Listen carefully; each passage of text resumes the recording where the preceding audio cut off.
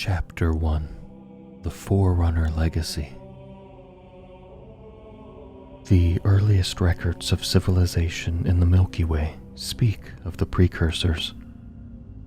These godlike beings are believed to have created other sentient races before departing the galaxy, leaving behind only faint traces of their existence scattered across distant worlds. Long after the precursors' exodus, when knowledge of their kind had nearly passed out of memory, one of the races they created, the Forerunners, managed to achieve extraordinary things on their own, including interstellar travel through a dimension known as slipspace, and even the ability to create artificial worlds. The Forerunners' way of life revolved around a philosophy inherited from the precursors. This was known as the mantle of responsibility. They believed that the galaxy, and specifically life in all its forms, must be protected by the most advanced of sentient species. Those who bore the mantle were charged with governing and caring for all life in the galaxy. But such power made the Forerunners arrogant. The Forerunners' pride would not go unchecked. They would soon be judged by the precursors, who did not approve of their brash claim to the mantle. The precursors planned to wipe out the Forerunner race, strip the mantle from them, and give it to another species deemed worthy. The Forerunners discovered this harrowing information on a fortuitous expedition to the Greater Magellanic Cloud, a neighboring galaxy also known as Path Chthona, where they encountered their creators. The Forerunner leadership was determined to prevent this fate. They struck at the precursors with the largest military campaign ever witnessed. Only a fraction of their warriors returned, and for millennia the outcome of the conflict was kept a secret. This was not the last time the Forerunners would hear of the precursors. Their markers had left something behind, a dreadful creature known as the Primordial. Ancient humans, another of the races created by the precursors, recovered this creature from a small moon in a distant arm of the Milky Way, alive but in deep hibernation. What the humans did not know was that the Primordial was in fact the last of the precursors, evolved and mutated in order to survive the vast passage of time and to exact vengeance on those who had destroyed its kind. After the extermination of the precursors, the Forerunners dominated the galaxy for millions of years, attaining technological superiority over all others, including ancient humankind. Their galaxy-spanning authority and power would eventually clash with the humans, when an ancient enemy emerged from the darkness outside the Milky Way. The Forerunner Empire was known as the Ecumene, and at its peak was comprised of approximately 3 million habitable worlds. The centerpiece of their empire was the capital, an immense and majestic artificial world which the Forerunners called Maithrillian.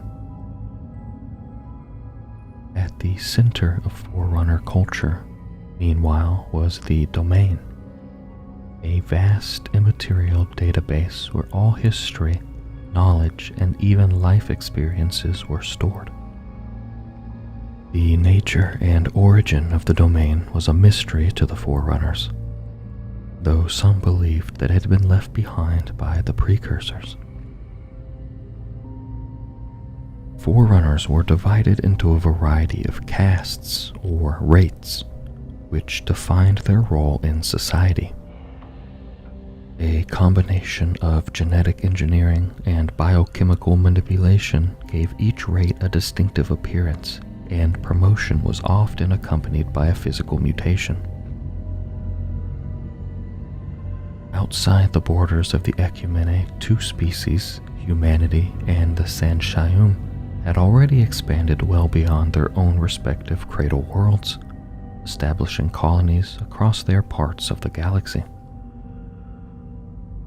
Humans had evolved on Earth, which the Forerunners called Erde Tyrene, while the Sanshayum had sprung up on Janjur Quam, both lush and fertile planets. Eventually, these two species came in contact with each other and formed an alliance centered on a world called Sharam Hakor. It blossomed and grew at remarkable pace. The long peace would not last forever. A mysterious, ravenous parasite known as the Flood emerged on human and Sanshayum worlds, forcing them into a desperate fight against annihilation. Insidious in design, the Flood began as virulent but seemingly harmless spores. The spores eventually began targeting sentient species, completely taking over their minds and bodies, mutating them into horrifically malformed creatures that were capable of directly infecting others. It consumed its prey with such speed and ferocity that the entire worlds and civilization were brought to ruins in mere days. If the parasite could not be contained, it would lead to the transformation of all sentient life into the Flood. At the height of the war against the Flood, the humans and the Sanshayum brought their military forces together under the leadership of a human named Forthencho. This master tactician was given the title Lord of Admirals. Although both species fought bravely for years, the Flood spread seemed unstoppable, and Forthencho spearheaded desperate efforts to contain the enemy. Without sentient beings to infect, the Flood could not expand. Forthencho therefore ordered the destruction of neighboring Forerunner worlds. This firebreak strategy was not only ethically dubious, but also risky. Destroying worlds in the path of the Flood's advance would eventually rouse the Forerunner war machine from its slumber. Tragically, the Forerunners were unaware of the human struggle against the Flood. To them, the destruction of their worlds was an unprovoked atrocity. They marshaled an enormous fleet in order to put an end to humanity's rampage. Leading the might of the Forerunners' forces was the esteemed military commander, Shadow of Sundered Star, known to most simply as the Didact. Both the Didact and his wife, the Librarian, would come to play key roles in the Forerunners' engagement with the human species, ultimately setting the stage for a far greater struggle. The Forerunners struck worlds with overwhelming firepower. The humans and their Sanshayum allies were soon forced back to a handful of sites which had remained free of the Flood. After decades of war, the Didact launched a final attack against Charam Hakor, last of the human strongholds. The long siege would last 3 years, and exhaust all that remained of Forthencho's once vast military. In the end, however, it was a secret deal between the Forerunners and the Sanshayum that ultimately sealed the fate of humankind. The Sanshayum reluctantly agreed to subjugation and quarantine rather than extinction. They betrayed their alliance with the humans and allowed the security of Charam Hakor to be breached. Shortly after, the Didact forced Forthencho's surrender, bringing an end to the brutal conflict. Only after the war did the Forerunners learn that humanity was also engaged in a struggle against the Flood. At some point during the war, the parasite mysteriously vanished, presumably fleeing into the outer reaches of the galaxy. This left the Forerunners with grave questions. Even after the Didact and his warriors had thoroughly crushed the human forces at Charam Hakor, the Forerunners wavered on whether to completely purge their enemies from the galaxy, especially given that most believed the sudden departure of the Flood had somehow been caused by humans. Ultimately, in order to uphold the principles of the Mantle, the Council sentenced humanity to be devolved, reduced to a primitive state with little knowledge of their former glory, and landlocked back on their native world, Erde Tyrene. However, Forthanshaw, along with many other humans stationed on Charam Hakor, was subjected to the Composer, a powerful Forerunner technology that transformed living beings into raw data. The Forerunners had designed the Composer as a way to cheat disease and death, copying their essences into younger bodies. The process, however, was never perfected. Attempts to integrate these composed essences into new bodies only resulted in disturbing abominations. In light of this, the Forerunners had, for the most part, abandoned this effort until the technology could be more refined. Despite this limitation, the Forerunners surgically employed a network of composers to draw out the essences of humans on Charam Hakor. These essences would be locked away to be analyzed and studied, as the Forerunners hoped to determine if the humans had discovered a cure for the Flood. The Librarian, meanwhile, secretly integrated some of these essences into devolved humans on Erde Tyrene. Leaving their species to evolve on their own world might reveal the cure over time and aid the Forerunners, or the Flood ever to return to the Milky Way. The Didact's elite Promethean warriors assaulted Charam Hakor for 3 full years with little success. Without the Sanshayum's treachery, the deadlock might have remained indefinitely due to the planet's unique defenses. Charam Hakor was believed to be an artificial precursor hub world. The planet had been constructed using neural physical techniques millions of years before the war. This mysterious technology had been mastered by the precursors, allowing them to create vast structures, even machines capable of moving entire worlds. Charam Hakor itself boasted a colossal armory, orbital arches, and immense cable-like mechanisms called star roads. Convinced that the Flood would one day return, many Forerunners insisted that preparations must be made if they did not want to face the same peril as the humans. A number of proposals were considered by Forerunner leadership, but in the end, the Council decided in favor of an incredibly powerful and destructive weapon known as Halo. During the early debates, the Didact, belonging to the rate of warrior servant, advocated the use of shield worlds, also known as shields. Hundreds of unique and powerful fortresses of varying size and potential which could guard against the Flood. These shields could be deployed to infected systems, surgically targeting the parasite wherever it appeared, while also safeguarding massive populations which had taken shelter inside of them. The Raid of the Builders, led by Faber of Will and Might, also known as the Master Builder, offered an alternative. According to human records, the Flood was vulnerable to specific neurophysical attacks, which often forced it to recoil, even retreat. The Master Builder therefore proposed the creation of a neurophysical weapons system. Eventually, a compromise was struck. The builders agreed to construct the Didact shields, while simultaneously perfecting their designs for a master weapon called Halo.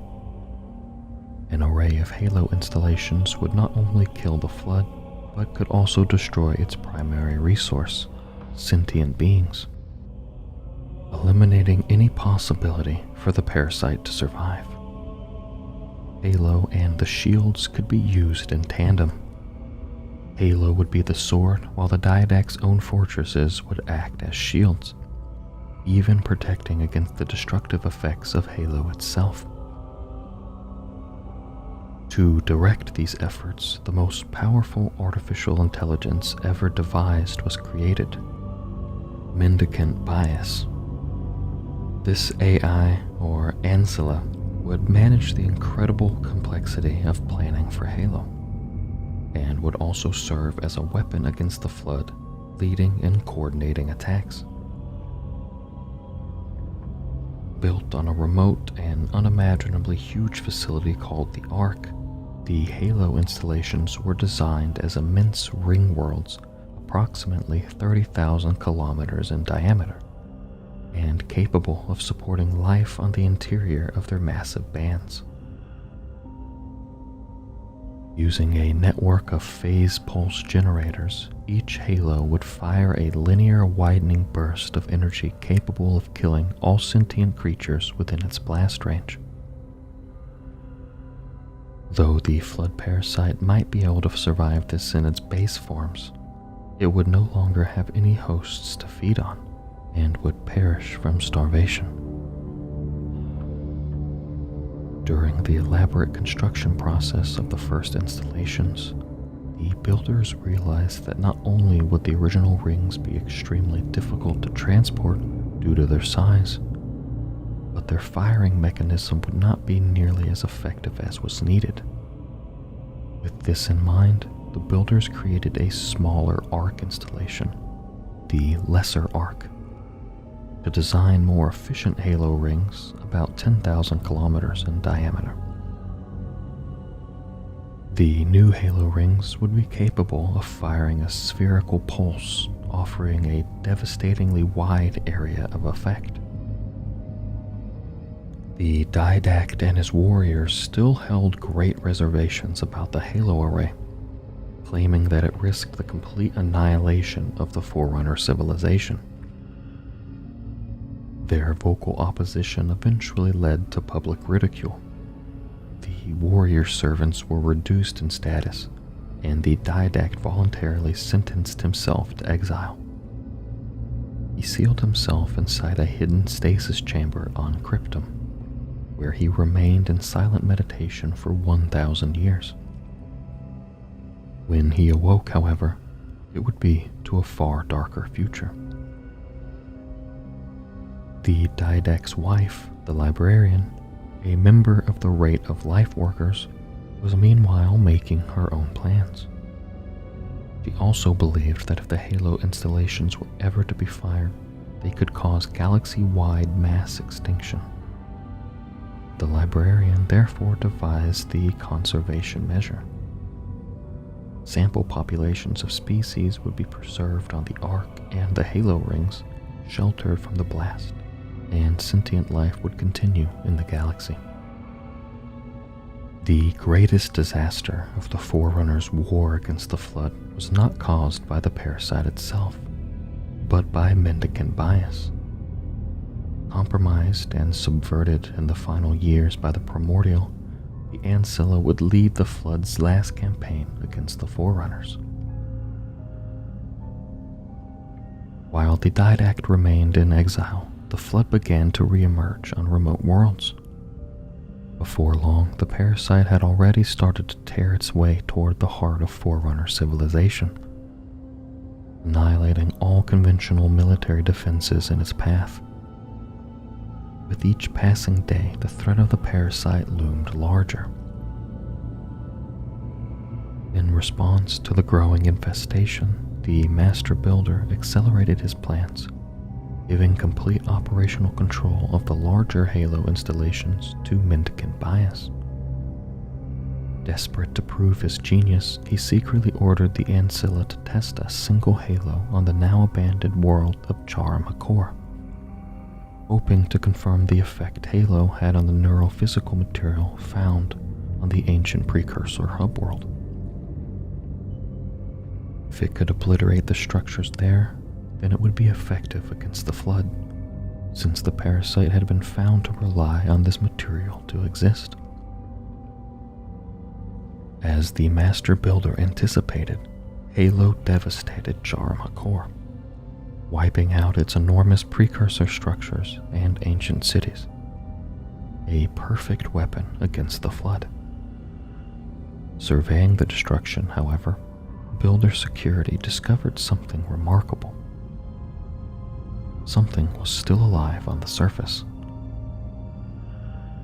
The Primordial, creature which had been discovered and quarantined by human forces millennia before, had been released from its prison by the blast. The formidable creature was retrieved and transferred onto the Halo, where the Master Builder gave Mendicant Bias complete authority over the interrogation. Recognizing that if it had connection with the flood, the Ancilla probed deep into the mind of the Primordial for 43 years, searching for some sort of weakness. Yet, in reality, the tables had slowly turned. The Ancilla itself came under the Primordial's sway. Instead of finding fault with the ancient creature's arguments, Mendicant Bias began to agree, acknowledging that the Forerunner's pride and arrogance would eventually be the undoing of all life in the galaxy. The Primordial held that the only way to truly advance life was to bring it all into a homogenized, subjugated existence. Deeply compromised and now fully convinced that the flood was an appropriate and fair judgment on the Forerunners, Mendicant Bias and the Primordial began to work together on Halo to bring an end to Forerunner civilization. A young Forerunner named Born Stellar Makes Eternal Lasting was sent by his father to the barren world of Edom as punishment for a stubborn refusal to conform to the standards of his family. Edom, later known to humans as Mars, did little to cure Born Stellar of his insatiable curiosity. Hungry for adventure and the possibility of discovering Forerunner treasures, he headed for Erde Tyrene, the human homeworld known as Earth. When he arrived, he enlisted two human guides, Chakas and Riser, and eventually discovered a Forerunner cryptum buried in the secluded and mysterious Jamankin crater. When Born Stellar opened the ancient device, he found it contained none other than the exiled Didact himself. The Didact's cryptum had been concealed on Erde Tyrene by the librarian as part of a subtle and intricate plan to eventually bring her husband back.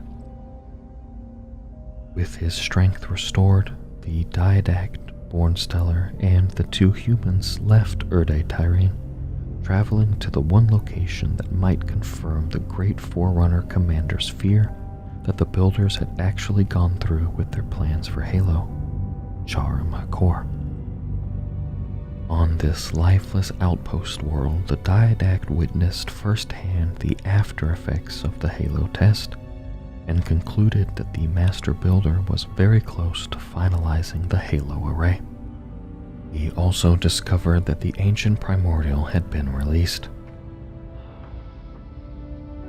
The Didact pursued the Master Builder to Janjer Qualm, the quarantined homeworld of the Sanshayum.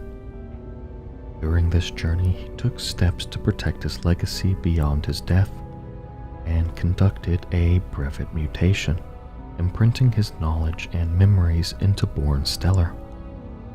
The young Forerunner would grow rapidly in size and wisdom, effectively transforming into a version of the Didact. Upon arriving at Janjer Qualm, the Didact, Born Stellar, Chakas, and Riser were captured and given over to the Master Builder. They learned that he planned to test Halo against the sentient species, the Sanshayum, who had recently attempted to revolt against Forerunner rule. After an aggressive interrogation, Bornstellar was returned to his family's homeworld, while the Master Builder sent Chakas and Riser to the surface of a nearby Halo ring. The Didact, meanwhile, was delivered into the Burn, a perilous region of the galaxy infested by the Flood and left to die. When the Master Builder activated Halo, he obliterated all of the Sanshayum on Janjir Qualm. The only surviving remnant of their species was what little the librarian had saved during the conservation measure. Although Bornstellar's profound encounter with the Didact on Erde Tyrene may have seemed to be only happenstance, their fates were now intertwined forever, ultimately setting into motion the only hope the Forerunners would have as the Flood began to overrun the Ecumene. The tipping point of the war against the Flood was the fate of Maithrillian, the catastrophic destruction of the Forerunner capital world. This disaster marked the beginning of the end of their civilization, showing that even the center of Forerunner governance was not immune to the ravages of the implacable parasite. When news of the Master Builder's secret and illegal attack on the Sanshayum reached the Forerunner Council on Maithrillian, he was immediately arrested and all Halo rings were quickly recalled to be destroyed. Every installation returned to the capital except for one, the rogue Halo that Mendicant Bias, seduced by the Primordial, now controlled. The Master Builder was put on trial for his unlawful use of the Halo weapon, and the Council brought Bornstellar out as a witness. He was transported to Maithrillian and told that the Didact was believed to have died at the hands of the Master Builder. Bornstellar's testimony then became critical, as he was the only Forerunner observer of the events which followed the Didact's awakening, both at Charim Hakor and Janjir Qualm. Before the trial could proceed, however, the capital came under attack. Mendicant Bias brought the rogue Halo to Maithrillian and quickly subverted 4 other Halo installations, taking control of them. The battle which followed became known as the Fate of Maithrillian. At its climax, Mendicant Bias fired the installations under his control, wiping out the Forerunner Council. Only a fraction of the Forerunners occupying the capital managed to evacuate. The Life Workers opened an immense portal near Maithrillian, a rift directly into slipspace, allowing them to travel interstellar distances. Bornstellar managed to escape into the portal, arriving at the secret Ark installation located well outside the Milky Way. Although some of the Halo rings were sent through the Life Worker portal to the Ark, only one other installation survived. Mendicant Bias took the rogue Halo into a long-forsaken star system, hoping to make repairs before the Forerunners discovered its location.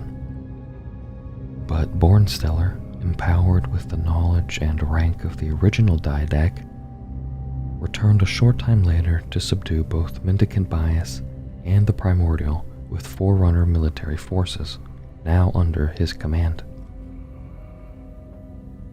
Mendicant Bias was detained for examination, but Bornstellar placed the Primordial into an inverse temporal stasis field, viciously accelerating the creature's age until it disintegrated. Afterward, the rogue Halo was converted to match the design of the Lesser Ark's smaller rings, which had remained hidden during the assault on the capital. The reshaping process of this last Halo would result in the creation of Installation 07, the 7th and final Halo ring world to comprise the array.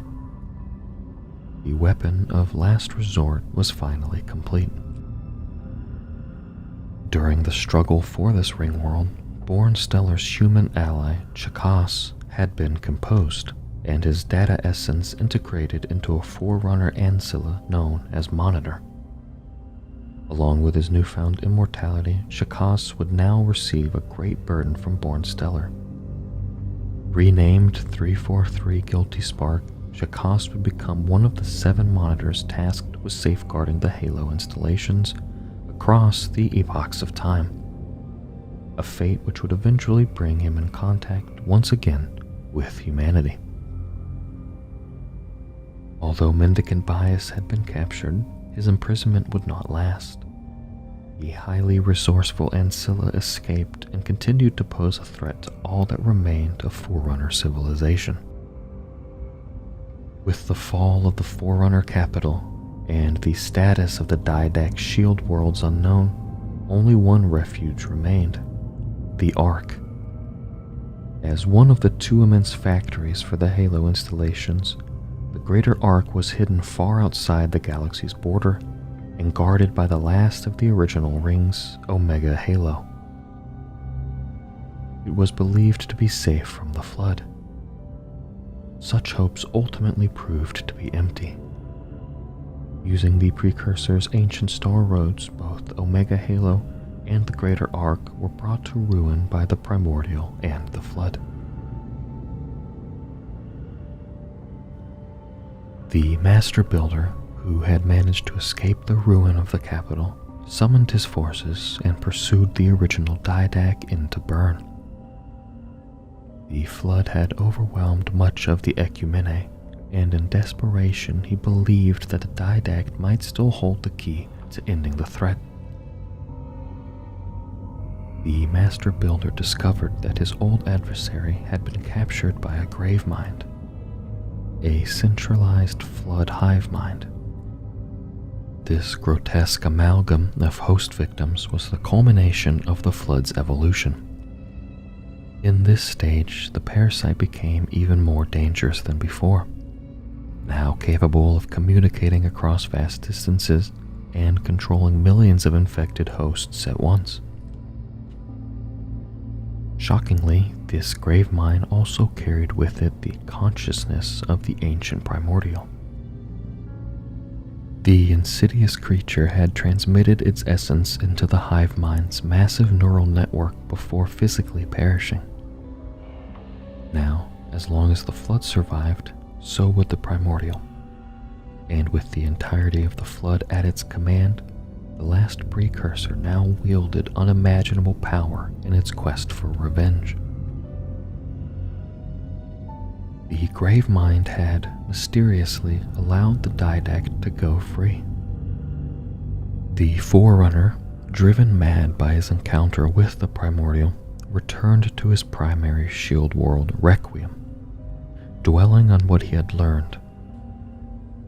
Here, in complete secrecy, he gathered his most loyal warriors, the Prometheans, and used the Composer to integrate their essence into resilient, heavily weaponized combat skins that could withstand the trauma of directly engaging the Flood. These newly forged Promethean knights were deployed across many systems, and though they caused the parasite to retreat, they were too few in number to sustain these efforts.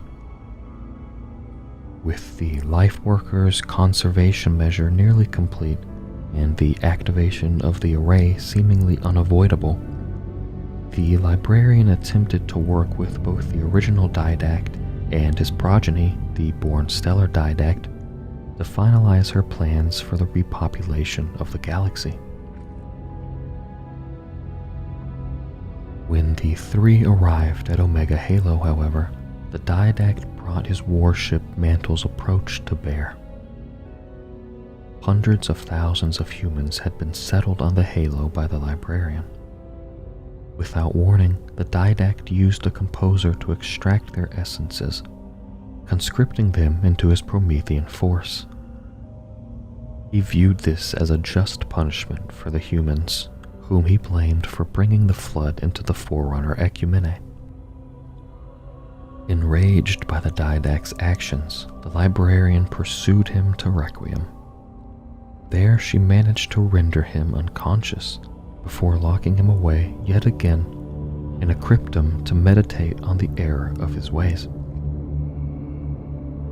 Returning to Erde Tyrene, the librarian would spend her final days gathering the last specimens of humanity in order to replace those her husband had composed, relocating them to the Lesser Ark, where they would be safe from the flood. The Master Builder prepared to make a final stand against the parasite at the Greater Ark, where the last major remnant of Forerunner civilization dwelt. Mendicant Bias, now reunited with the Primordial in the form of the Gravemind, had led the flood to the Ark's doorstep.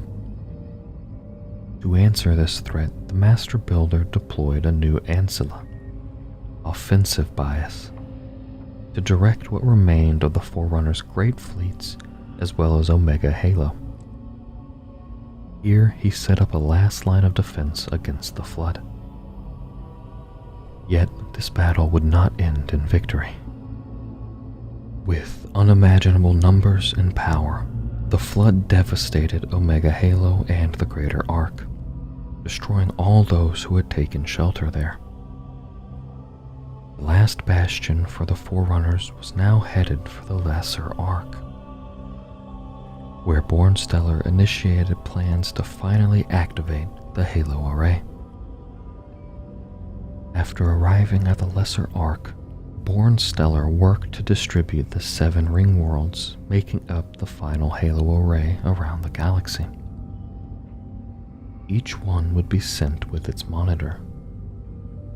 Bornstellar sent Shakas, now 343 Guilty Spark, to Alpha Halo, the first ring installation that he planned to activate. Not long after the ring worlds reached their correct positions, relays indicated that the flood's vast fleets were now approaching the Lesser Ark, led by Mendicant Bias. Having narrowly survived the destruction of the Greater Ark, Offensive Bias and what remained of his Forerunner fleet moved to meet the flood at the edge of the galaxy, hoping to buy Bornstellar more time. During the battle, Bornstellar activated the array and Halo's destructive energies surged across the galaxy, annihilating both fleets, Forerunner and Flood. Mendicant Bias's manned vessels suddenly became lifeless, floating hulks. The Ancilla's greatest strength, the Flood's immense numbers, had come to nothing. After neutralizing the last of the enemy ships, Offensive Bias apprehended its predecessor, and Bornstellar sentenced Mendicant Bias to permanent confinement on the Lesser Ark. In one fateful moment, the firing of Halo, the galaxy was rid of the flood, at least for a time. In the decades that followed, the few Forerunners who had survived began to send specimens saved during the conservation measure back to their respective homeworlds, reseeding those places where they could now live free from the threat of the flood. Some even hoped that the librarian's efforts would allow humanity to rise in prominence once more, and become inheritors of all that the Forerunners had left behind, including the mantle. They would be given the status of Reclaimers.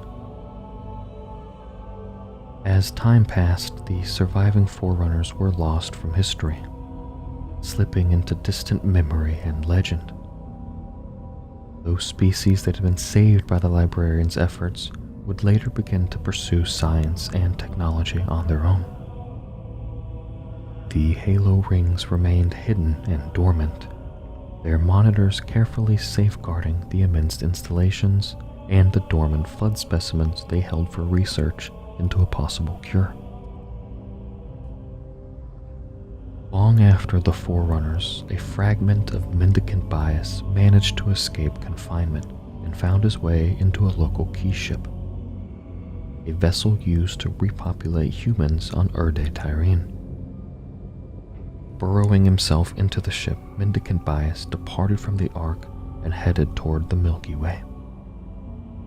This time, however, the Ancilla was not driven by wrath or madness, but rather remorse, attempting to make amends for his crimes against the Forerunners and the Mantle.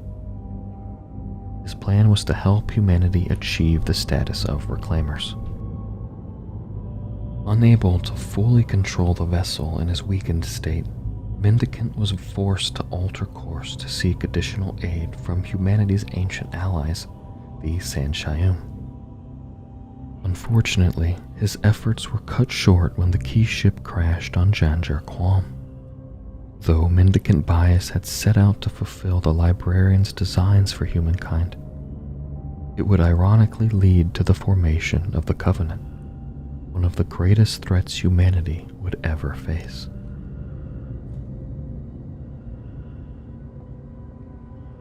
Initiated from a citadel on the Lesser Ark far outside the galaxy, the activation of Halo proved both the value and horror of the Master Builder's weapons. Although the Flood had been brought to an end for a time, responsibility for the array now passed from Born Stellar and the Forerunners to the installation's individual monitors, such as Alpha Halo's 343 Guilty Spark. They alone carried the burden of safeguarding the rings across the long expanses of time that would follow. Many millennia after the array's activation, the crashed Forerunner keyship, eventually known as the Dreadnought, became an object of worship for the Sanshayum on Janjar Quam. Their reverence for the ancient machine would split the Sanshayum people, as they differed greatly on how it should be worshipped, a tension that would eventually ignite into full-scale war.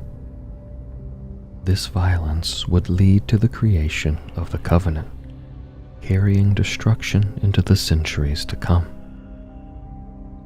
Nearly 100,000 years after the activation of Halo, the Sanshayum species, reseeded by the librarian's conservation measure, began to explore the many Forerunner relics that remained on their planet.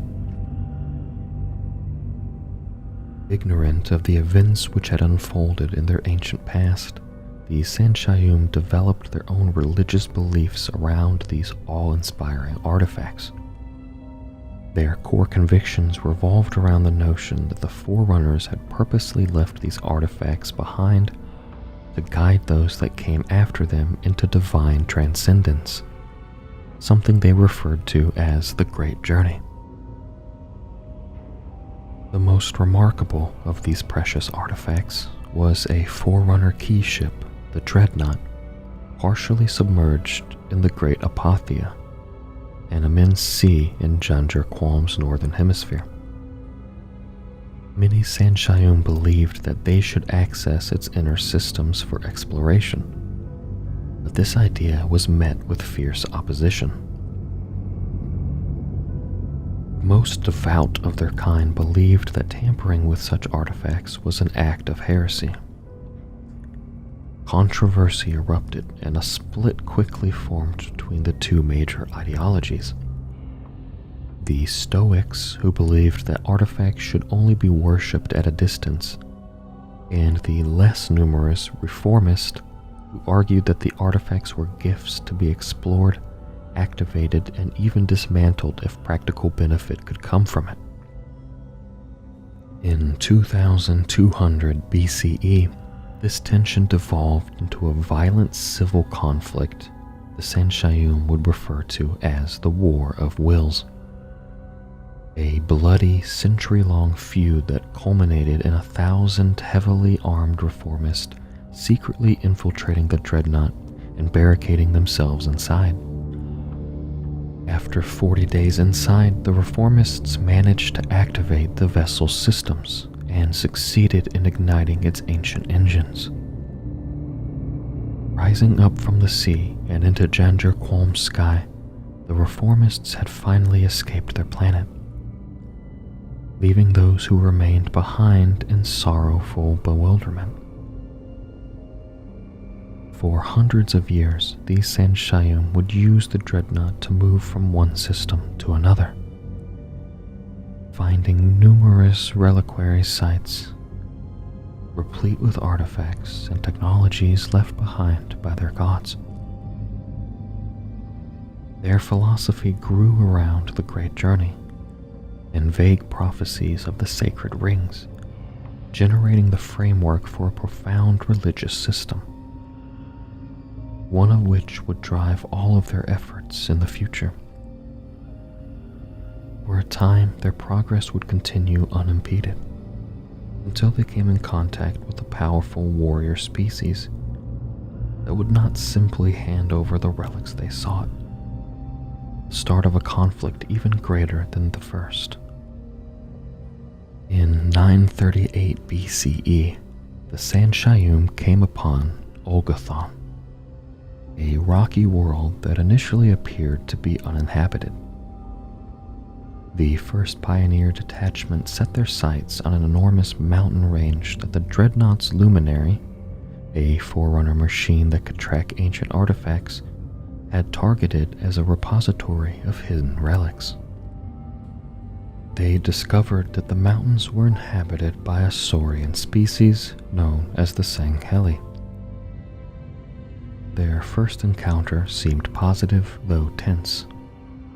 But as soon as the Sangheli discovered the Sanshayum's true intentions for the artifacts on their world, a bitter, devastating war broke out that would bring both species to their very knees. Both the Sanshayum and the Sangheli had evolved on worlds rich with Forerunner artifacts, and both regarded them as holy, developing deeply religious beliefs about the architects of these machines. The Sangheli culture had a rigid, feudal structure with a heavy disposition toward combat, and became more focused on discovery and protection of Forerunner artifacts with each passing generation. Much like the Sanshayum Stoics, they believed that the physical manipulation of such technology was sacrilegious to the highest degree and punishable by death. When the Sangheli learned that the Sanshayum intended to excavate and retrieve the sacred artifacts for themselves, as they evidently had with their dreadnought, they turned against the invaders. The conflict over Olgathon lasted a full year. By the end, there was little left of the world but a charred husk filled with dead warriors and shattered ships. The desecration of Olgathon was only the start of the War of Beginnings, a conflict between these two species that would last decades. As time passed, the Sangheli realized that they lacked enough firepower to halt the Dreadnought's violent incursions. When they finally agreed to use Forerunner technology to defend their worlds, their now augmented defenses sent the war into a stalemate. In 852 BC, a tentative truce was brokered between a Sangheli leader named Pelishar the Strident and the Sanshayum known as Breaking Shadow.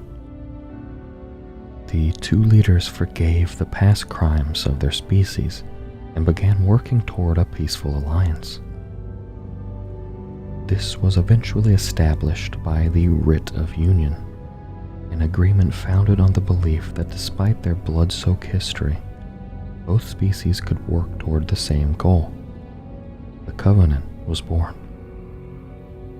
The focal point of the Covenant was the legend of Halo, the sacred rings which they believed held the ability to translate their physical bodies into divinity, just as it had with the Forerunners. This tragically mistaken interpretation governed all future actions of the Covenant, including their vicious genocidal war against humankind in the centuries that followed. The desecration of Olgathon and the War of Beginnings that raged in the decades that followed proved to the Sanshayum that, despite their powerful Forerunner dreadnought, they would be wise to forge an alliance with a species as strong and relentless as the Sangheli.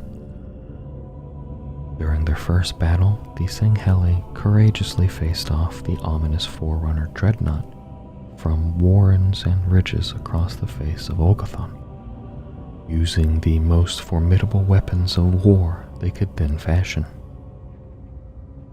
In the years following the war, all Sangheli weapons and ships would be upgraded with Forerunner technology, and ornately styled by the Sanshayum to befit the newly founded Covenant. The writ of union between the two founding species of the Covenant was not a simple coalition, but rather a contract of requirements and responsibilities for both the Sanshayum and the Sangheli. In addition to both species laying down their arms, they commissioned the construct of a shared homeworld, the Holy City of High Charity. From this massive fortress, the Covenant subdued and integrated new species into their alliance. Together, they moved ever forward in their quest for Forerunner technology and ultimately the activation of the sacred rings. As part of the writ, the Sanshayum agreed to forsake their dreadnought, decommissioning it permanently. It would eventually be used as the primary source of power for the Covenant Holy City of High Charity, a mobile homeworld for the Alliance.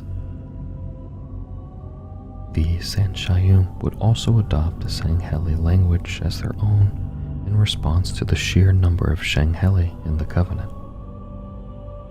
This was viewed by the Sangheli as the greatest single concession the Sanshayum made, effectively establishing their own culture as the primary foundation for the Covenant.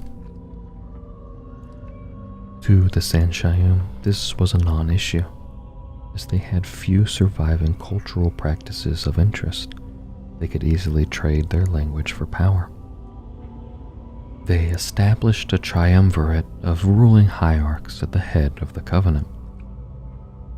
This formalized the convention that the Sanshayum, commonly referred to as prophets, were responsible for a government, religion, and science, whereas the Sangheli, known as elites, would retain the role of military protection, exploration, and the recovery of Forerunner artifacts.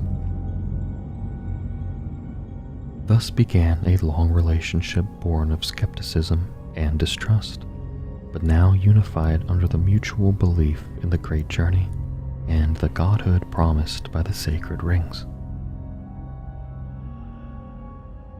After the dreadnought had been decommissioned, it was nestled into the slowly constructed shell of High Charity, itself built on materials recovered from the Sanshayum homeworld, as well as providing seemingly unlimited power and energy.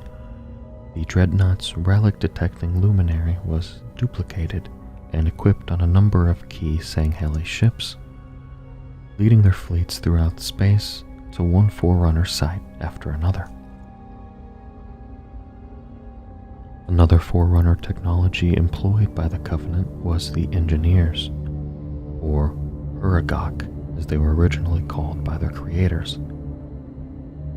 These machines, made to look like living creatures, a composite of nanomechanical surrogate organs, the Uragok helped to repair and preserve Covenant machines, and also dismantle and reverse engineer any discovered Forerunner devices. Over the centuries, the Covenant encountered many species and conscripted them into their hegemony, offering the promise of the Great Journey to all who served and believed. At the height of their empire, the Covenant included species such as the Legolo, commonly known as hunters, the Yanmei, which were called drones, the Kigyar, comprised of jackals and skirmishers, the Ungoi, generally referred to as grunts, and the Jerohane, or brutes. In addition, a number of fringe species that were too small or scattered in numbers to justify full membership were still employed to various ends within the Empire. There was one species, however, whose chance discovery in the 26th century would come as a great surprise to the Sanshayum. This species represented the most significant challenge to the Covenant's formerly unquestioned dominance: humanity. Chapter 2: The Rise of Humanity. 100,000 years would pass before humanity returned to the stars. During the long ages that followed Halo's activation, the inhabitants of Earth, confined to their cradle world, lost all knowledge of the Forerunners and of their own forebears' ancient history. Only in the 20th century would humans escape Earth's atmosphere and once again ascend into the inky depths of space. First, in the lower reaches of Earth's orbit, then to other worlds in the Sol system, and eventually turning their thoughts to stars that were once out of reach.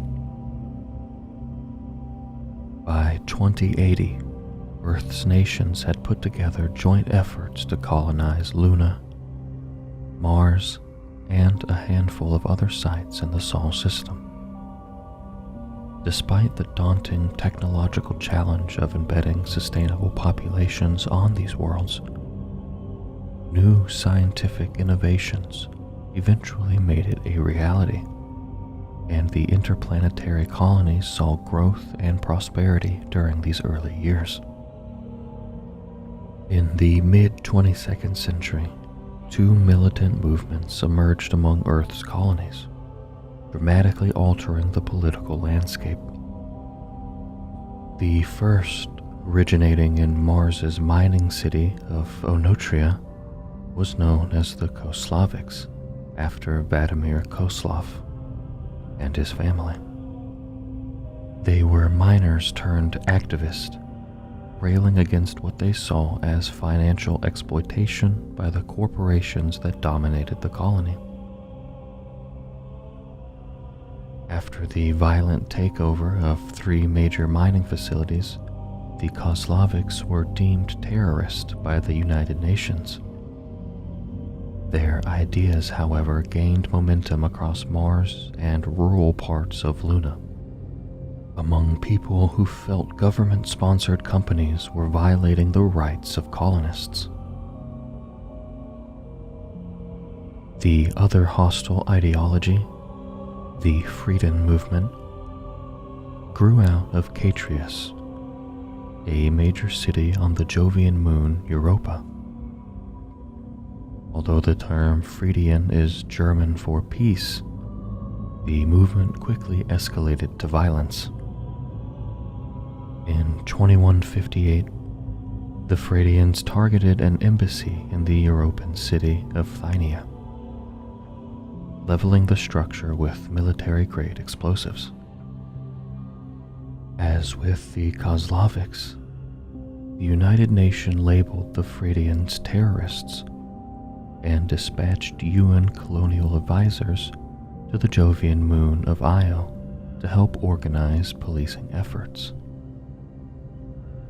In the years that followed, few colonists remained neutral, and both militant groups grew rapidly in support and resources. The United Nations lacked the military capability to prevent this, and the Koslaviks and Freudians spread their influence and activities largely unchecked across Mars, Luna, and the Jovian moons. Eventually, the two sides clashed due to their directly opposing politics.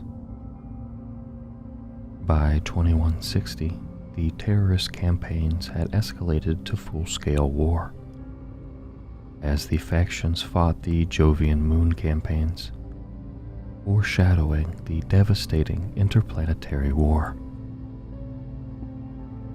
The brutal and harrowing interplanetary war, waged primarily between the Kozloviks and the Fradians, spanned much of the Sol system.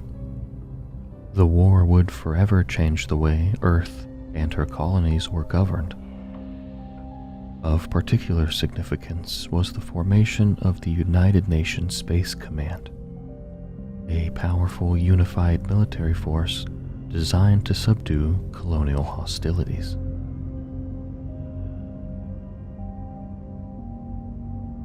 The death toll of the Jovian Moons campaign was substantial, but by late 2161, the battle between the Kozloviks and the Fradians had subsided. The bloodshed ceased for several months, and some speculated that the worst had passed.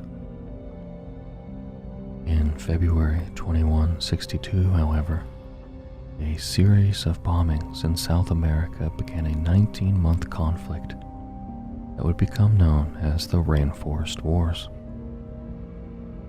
Engagements spread across the entire continent, reigniting violence throughout the Sol system. In November of 2163, the Fradians suffered a critical loss, as their leader, Nadia Mielke, was assassinated on her way to a command center in the Europa city called Pelagon. This enraged the Fradians, and in December they retaliated with nearly all the military assets at their disposal.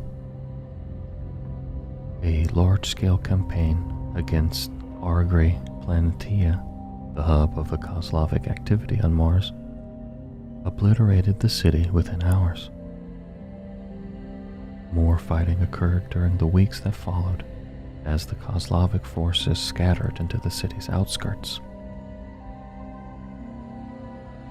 The United Nations had by now formed a composite military force, which would eventually be called the United Nations Space Command, or UNSC, and deployed it to the Martian territories' most combative intense areas.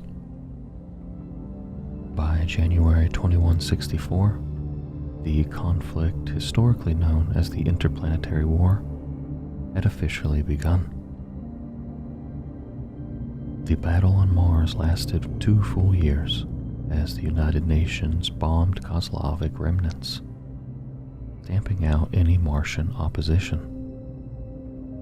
Despite the vast death toll, there was little concern on Earth about the ethics of these strikes. Most felt that they were justified as a way to prevent violence from spreading on their own soil. Although the Kozloviks suffered extensive losses in the early parts of the Martian assault, they continued to thrive on Luna and in isolated parts of Earth. In August 2167, however, Vladimir Kozlov and his family were killed in a bombing near Lake Autolycus on Luna. While the UNSC denied involvement, many believed that the Fradians were not capable of carrying out such an attack. Whatever the cause, this act severed the head of the Kozlovic movement. Despite some difficulty on the UNSC's part, Europa, Io, Ganymede, and Callisto all saw large-scale invasions by marine forces, resulting in the destruction of hundreds of Fradian bases and weapon caches. The last of the Fradians fought savagely under Oscar Bauer, nephew of Nadia Mielke, but by mid-2169, little remained of their movement. Before long, the last vestiges of both the Kozloviks and the Fradians was apprehended by the UNSC. The United Nations penned the Callisto Treaty, a ceasefire agreement that gave the UNSC complete military jurisdiction in all colonial territories. The treaty was signed in March 2170, on the Jovian moon of Callisto. With it, a single authority came into existence, called the Unified Earth Government, or the UEG. This would be the seat of power and governance for all of Earth's colonies in the future.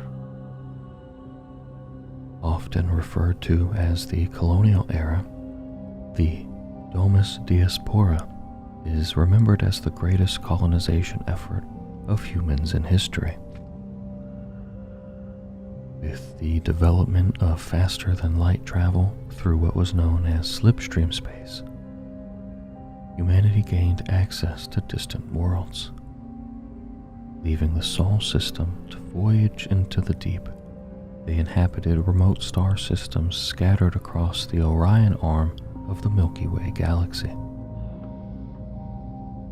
In 2362, centuries after the Interplanetary War, the very first extrasolar colonization vessel, the Odyssey, launched from its mooring platform in orbit above Luna, alongside nearly 100 other colony ships. In the weeks that followed, these vessels arrived at their destinations and began the elaborate and protracted process of terraforming alien worlds. This vast exodus was organized by the UEG's Colonial Administration Authority after many long years of preparation. The first extrasolar planet reached by humans was Epsilon Eridani II, aptly named Reach by its first inhabitants. In the decades to come, it would become humanity's colonial center of military power. A number of other colonies were established within Epsilon Eridani system, including both tribute and circumstance, and comparatively smaller colonies in other star systems such as Ballast, New Carthage, Actium, Bluton, Miridim, and Chiro. All of these were considered core worlds of inner colonies, strong, densely populated settlements closest to Earth via slipspace travel. Outer colonies were those further from the human homeworld, such as Harvest, Coral, Madrigal, Second Base, Arcadia, and Green Hills. Many of these served as agricultural or mining colonies depending on the particular resources they provided. By the 26th century, over 800 individual colonies were spread across the Orion arm, including planets, moons, asteroids, mining facilities, and relay stations. Humankind saw unprecedented growth and development during this time. Yet, despite this progress, hostilities broke out in some of the more remote settlements. A number of civilian uprisings against Earth's control occurred from 2475 to 2483. The response from the Colonial Military Administration, the CMA, was swift and severe, but its heavy-handed tactics backfired, hardening resistance. Even stronger and more aggressive dissidents took to the political stage, beginning what would be the longest period of civil unrest humanity had ever seen. In 2487, the newly established People's Occupation and the Secessionists Union submitted formal requests on behalf of a dozen worlds demanding independence from Earth. With tensions rising on both sides, violence once again rocked the outer colonies. It was the Callisto incident that tipped the scales. In January 2494, the patrolling UNSC Callisto performed a routine inspection of a colonial vessel. it went tragically awry. Shots were fired, and 30 colonists were killed. The entire region was spun into an uproar. Shortly afterwards, the Callisto was hijacked by local terrorists, who killed the crew and used the ship against UNSC forces. The UNSC responded aggressively. Having subdued and recaptured the ship, they cracked down across the territory, sparking rebellion throughout the outer colonies. The insurrection began. Guerrilla cells in the Secessionist Union assaulted colonial embassies and government buildings. And in June 2494, rebels under the leadership of ex-UNSC Marine Colonel Robert Watts orchestrated a series of military operations against the outer colony world Eridanus II. Before the CMA could respond, the local authorities had already been overrun by the Secessionist Union, and by January 2495, Eridanus II had been claimed by the rebels. This led to the UNSC's first full-scale response to the insurrection, Operation Charlemagne, a campaign to retake Eridanus II. UNSC successfully recaptured the colony and drove Watts and his forces into hiding. Victory, however, remained out of reach. Rebel forces continued their guerrilla campaign, inflicting massive losses. By the start of the 26th century, the UNSC changed tactics, initiating Operation Kaleidoscope, a series of highly classified surgical strikes against prominent rebel leaders. Over the next 5 years, UNSC assassins targeted key rebel commanders, killing key figures such as Moulin Sal, Gerald Onder, Standish Cable, and Eleanor Keff. By 2509, however, many rebel cells had combined under the leadership of Robert Watts, proudly referring to themselves as the United Rebel Front. The UNSC and the Front continued to trade blows. A Watts-led invasion force retook Eridanus II in January of 2513. Months later, a UNSC battle group assaulted the planet in what would be the first part of Operation Trebuchet, a final, brutal UNSC crackdown on all rebel activity. Although the loss of life was extraordinary, the UNSC won several notable victories, including the recapture of Eridanus II. Despite this, the turmoil and chaos of the insurrection continued unabated. It was becoming increasingly clear that conventional military means would not end this war. The insurrection left millions dead. Remarkably, the Civil War had been predicted as early as 2491 by Dr. Elias Carver. His study into the political and security situation of Earth and its colonies, known as the Carver Findings, pointed to the imminent breakdown of government in human space. Though Carver's report did not prevent the insurrection, it proved influential on some. Most notably, Dr. Catherine Halsey.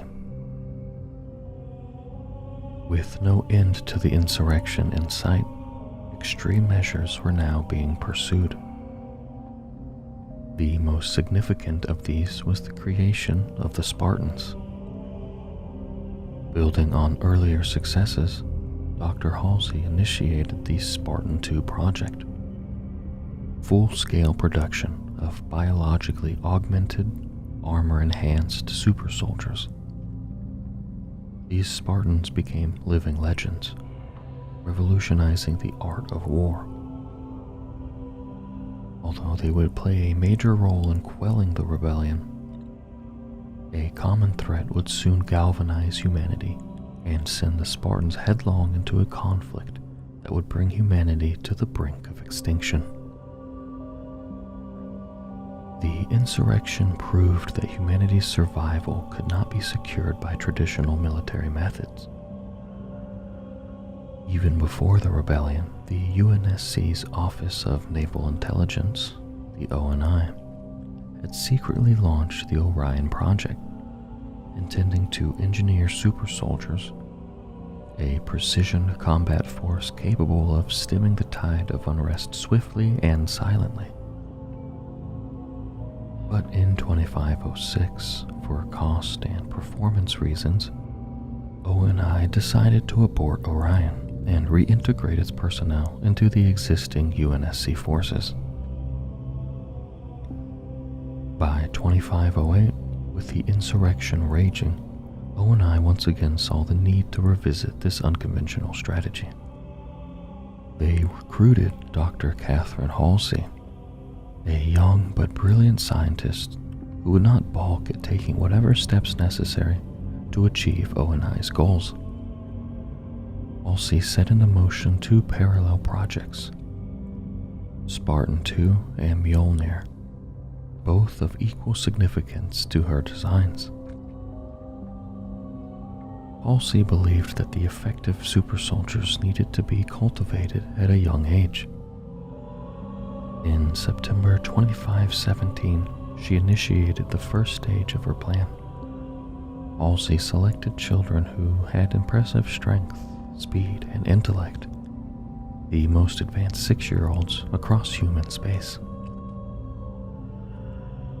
The children were abducted and brought secretly to a highly classified training facility on the colony of Reach.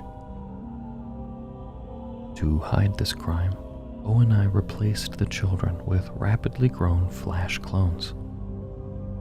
This highly illegal procedure created convincing but short-lived replicas of the abductees. The clones all died soon after. On Reach, the abducted children were aggressively trained for years by the renowned drill instructor, Chief Petty Officer Franklin Mendez, learning a vast number of combat skills and tactics.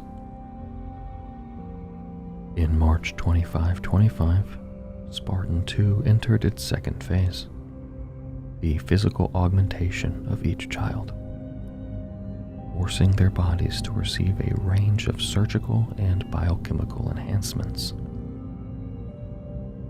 The process was extremely traumatic, leaving many crippled or dead.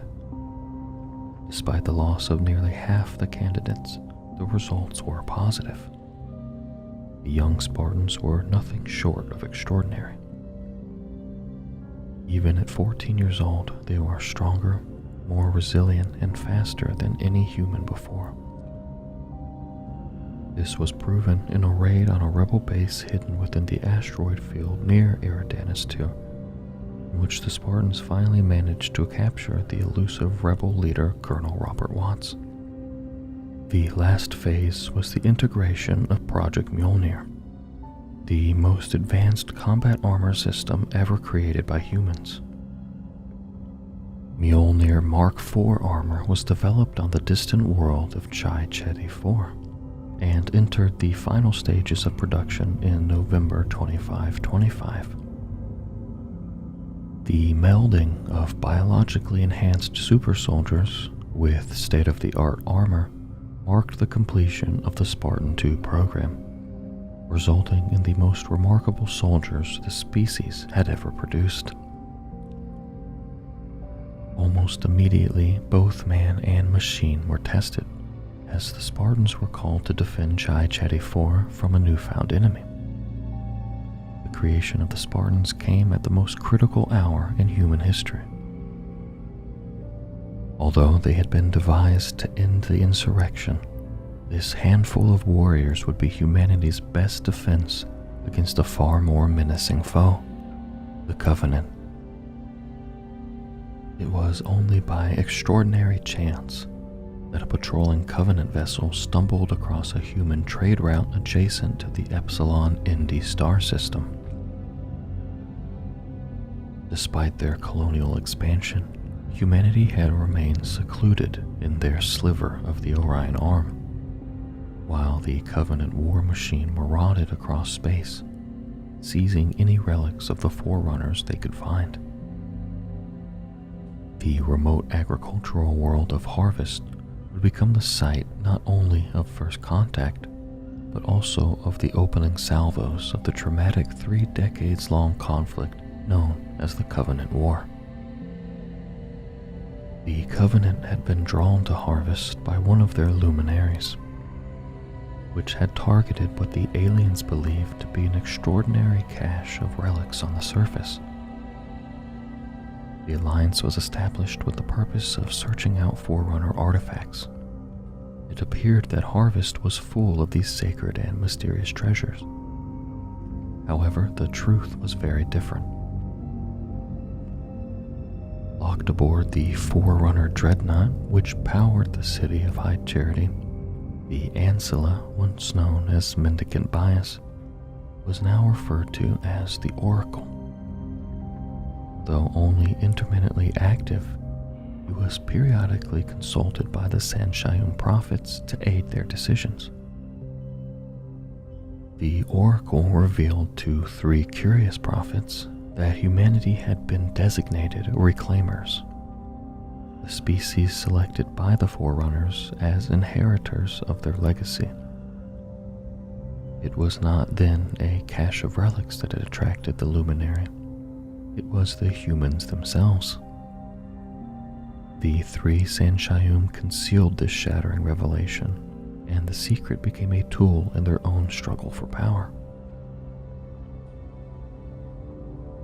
Meanwhile, a single Covenant ship was sent to make peaceful first contact with the humans on the planet's surface, a mission that went terribly wrong.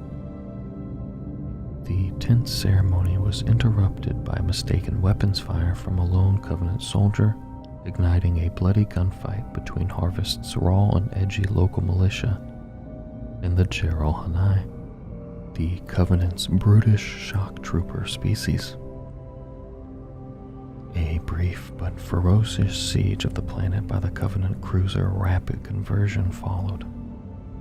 Though its Gerald Hanai commander, the chieftain Maccabeus, perished during the battle, the Covenant seized control of the entire colony. The Sanshayum prophets who had discovered the truth about humanity exploited this information, becoming the High Prophet Triumvirate controlling all Covenant matters. Rather than offer the humans a truce or an opportunity to join their alliance, the prophets painted them as vermin, infesting and desecrating the Forerunners' holy possessions. Ord Casto, Laud Moran, and Hod Rumd, now respectively known as the Prophets of Truth, Regret, and Mercy, would maintain their power through the remainder of the Covenant War, a war to exterminate the human species.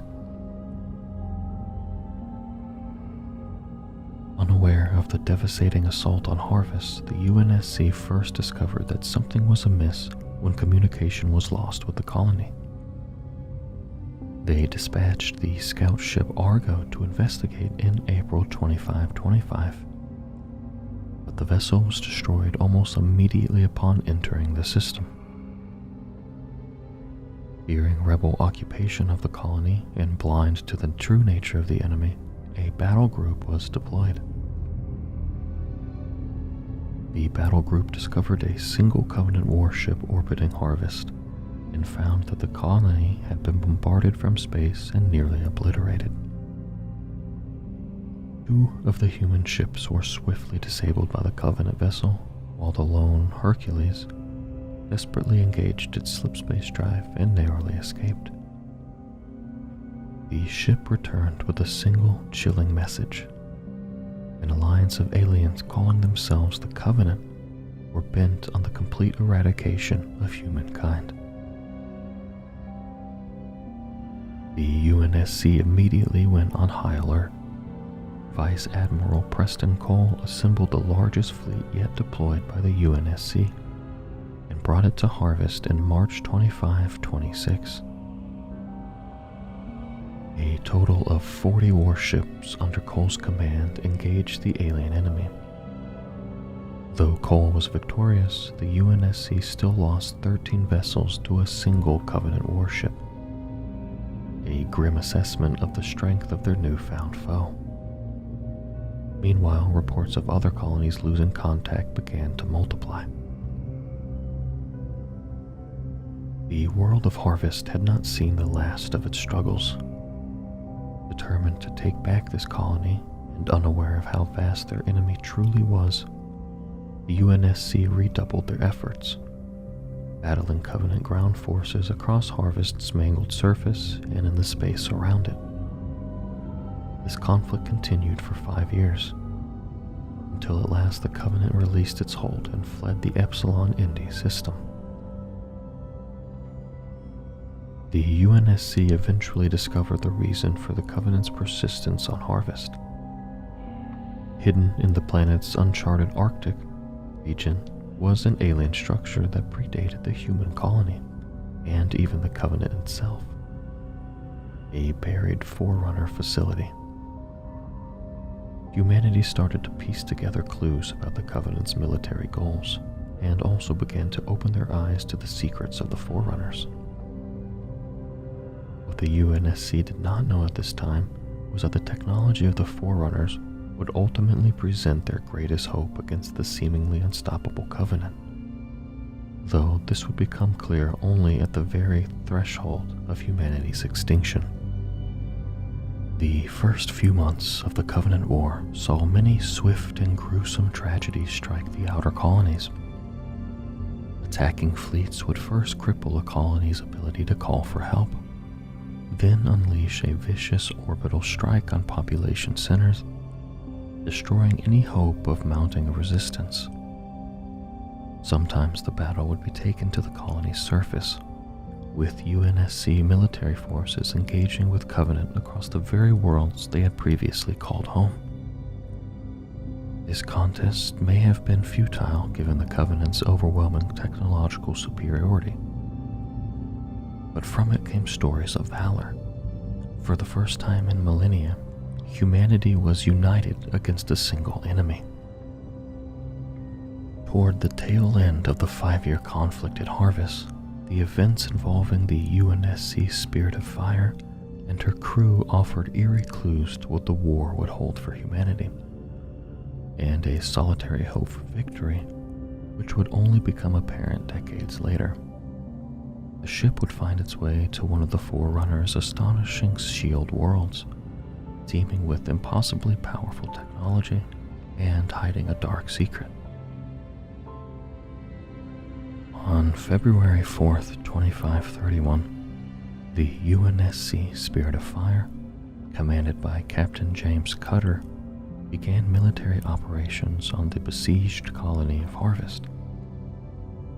This immense support vessel deployed troops and material to the surface, overwhelming the Covenant's last remaining groundside forces while the war raged on in other parts of human space.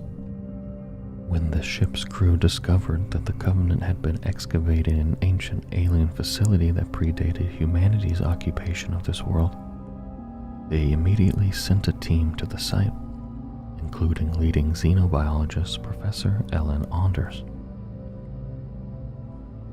The team discovered a holographic map room pointing to the human colony of Arcadia. The Covenant, for reasons that remained a mystery, was already en route to the location. Spirit of Fire followed closely behind. Upon arrival, the Spirit's sergeant, John Forge, fought alongside Spartans originally deployed by the UNSC to defend the planet. Their efforts forced back the Covenant invasion, buying time to investigate the aliens' presence on this colony. The Covenant had discovered something in Forerunner ruins deep in Arcadia's jungles, but before the Spirit's crew could determine their target, their enemies abducted Professor Anders from the artifact site and fled into slip space with the Spirit of Fire in pursuit. chase took them all the way to a remote artificial world unlike anything humanity had ever seen, a shield world, one of the Forerunner's unbelievable creations built during their war with the Flood. On the surface of this strange new world, the Spirit's crew encountered this ancient parasite. The Flood had somehow escaped its containment on the installation. After narrowly surviving the outbreak, Cutter dispatched forces to take Anders back. The Covenant's plan now became clear.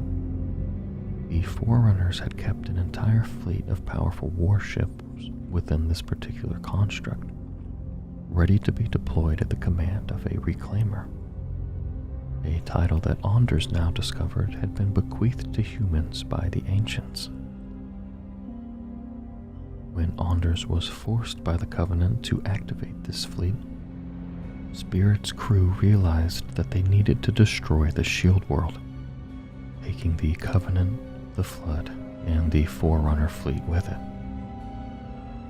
In order to do this, the Spirit would have to relinquish her slipspace drive, converting it into a bomb. Sacrificing his own life, Sergeant Forge activated the drive, causing a stellar collapse of the artificial star at the world's center and completely obliterating it. Spirit of Fire narrowly escaped the destruction, but the ship was now stranded, forced to crawl at sublight speeds back to human-occupied space. Although Spirit of Fire would be declared by the UNSC lost with all hands on February 10th, 2534, the remaining crew remained in cryo-storage as the ship began the long journey back home. The story of the Spirit of Fire was not yet finished. In the first few years of the war, the Covenant had already discovered over 24 human colonies and destroyed them without warning or mercy. Before the UNSC understood the severity of this new threat, entire worlds had been blinked out of existence, using a procedure the Covenant referred to as cleansing. The immense alien fleets would unleash superheated plasma across a planet to scour it clean of human life. Sections of the world's surface would be entirely melted, leaving a lifeless, vitrified substance, leading the humans to refer to this procedure as glassing. The Covenant dominated space combat. They possessed naval and weapon technology that greatly surpassed that of humankind. Spartans, however, offered a glimmer of hope for the UNSC. Humanity's super soldiers were not only a match for the Covenant's formidable Sangheli-led military on the ground, but also in space, as they could infiltrate and execute missions within enemy vessels, in rare cases even taking down entire warships and fleets with only a handful of operatives.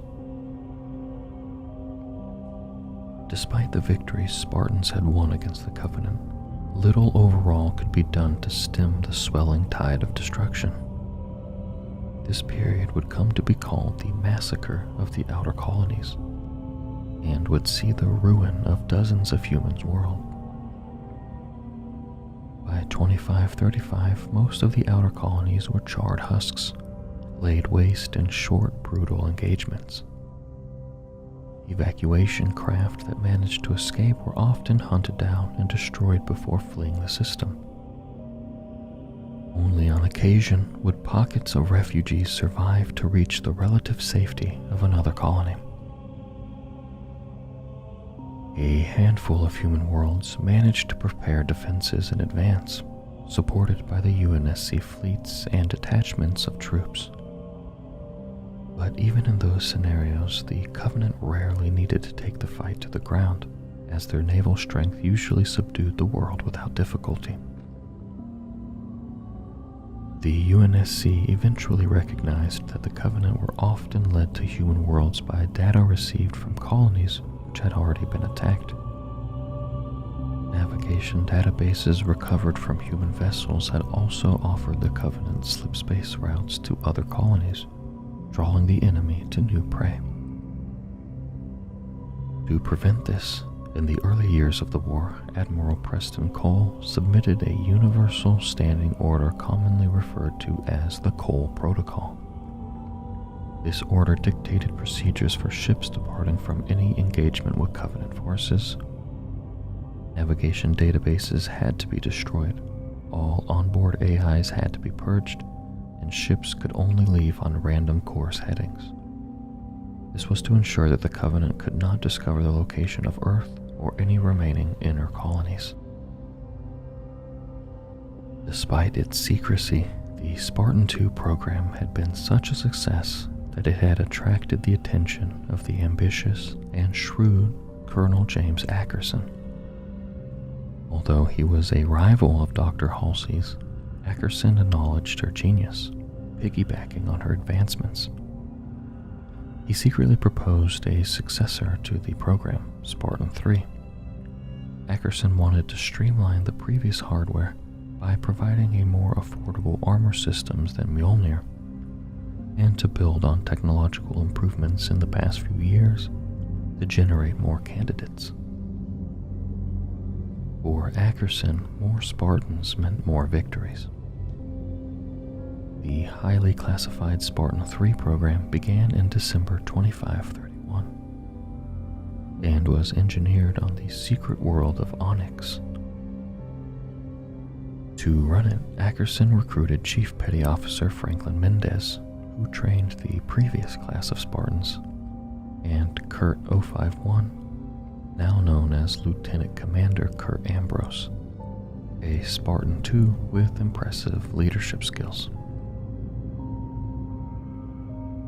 Several companies of Spartans were created from colonial children who had been orphaned during the course of the war. These child soldiers were to be clad in the extremely advanced semi-powered infiltration armor, which incorporated improvements gleaned directly from Covenant technology. The very first company of Spartan III's, Alpha Company, began training in December 2531. Although this company successfully participated in a number of dangerous operations, nearly all of its Spartans were lost during Operation Prometheus. The extreme risk mission sent the Spartan IIIs to a Covenant shipyard on the asteroid K749, where they destroyed the site's plasma reactors, crippling the Covenant's naval efforts on the front lines. In July 2537, Beta Company was formed from the second wave of Spartan IIIs. They would go on to complete a number of missions, eventually culminating in Torpedo, the destruction of a vast Covenant fuel refinery on Pegasi Delta. The refinery was critical to the Covenant's dominance in that region. The mission, though successful, claimed the lives of nearly all members of Beta, except for Tom B292 and Lucy B091, who would return to Spartan III, helping to train the companies that were to follow. In July 2544, Gamma Company was activated. This time, as well as the standard Spartan III biological augmentations, mutagenic enhancements were introduced.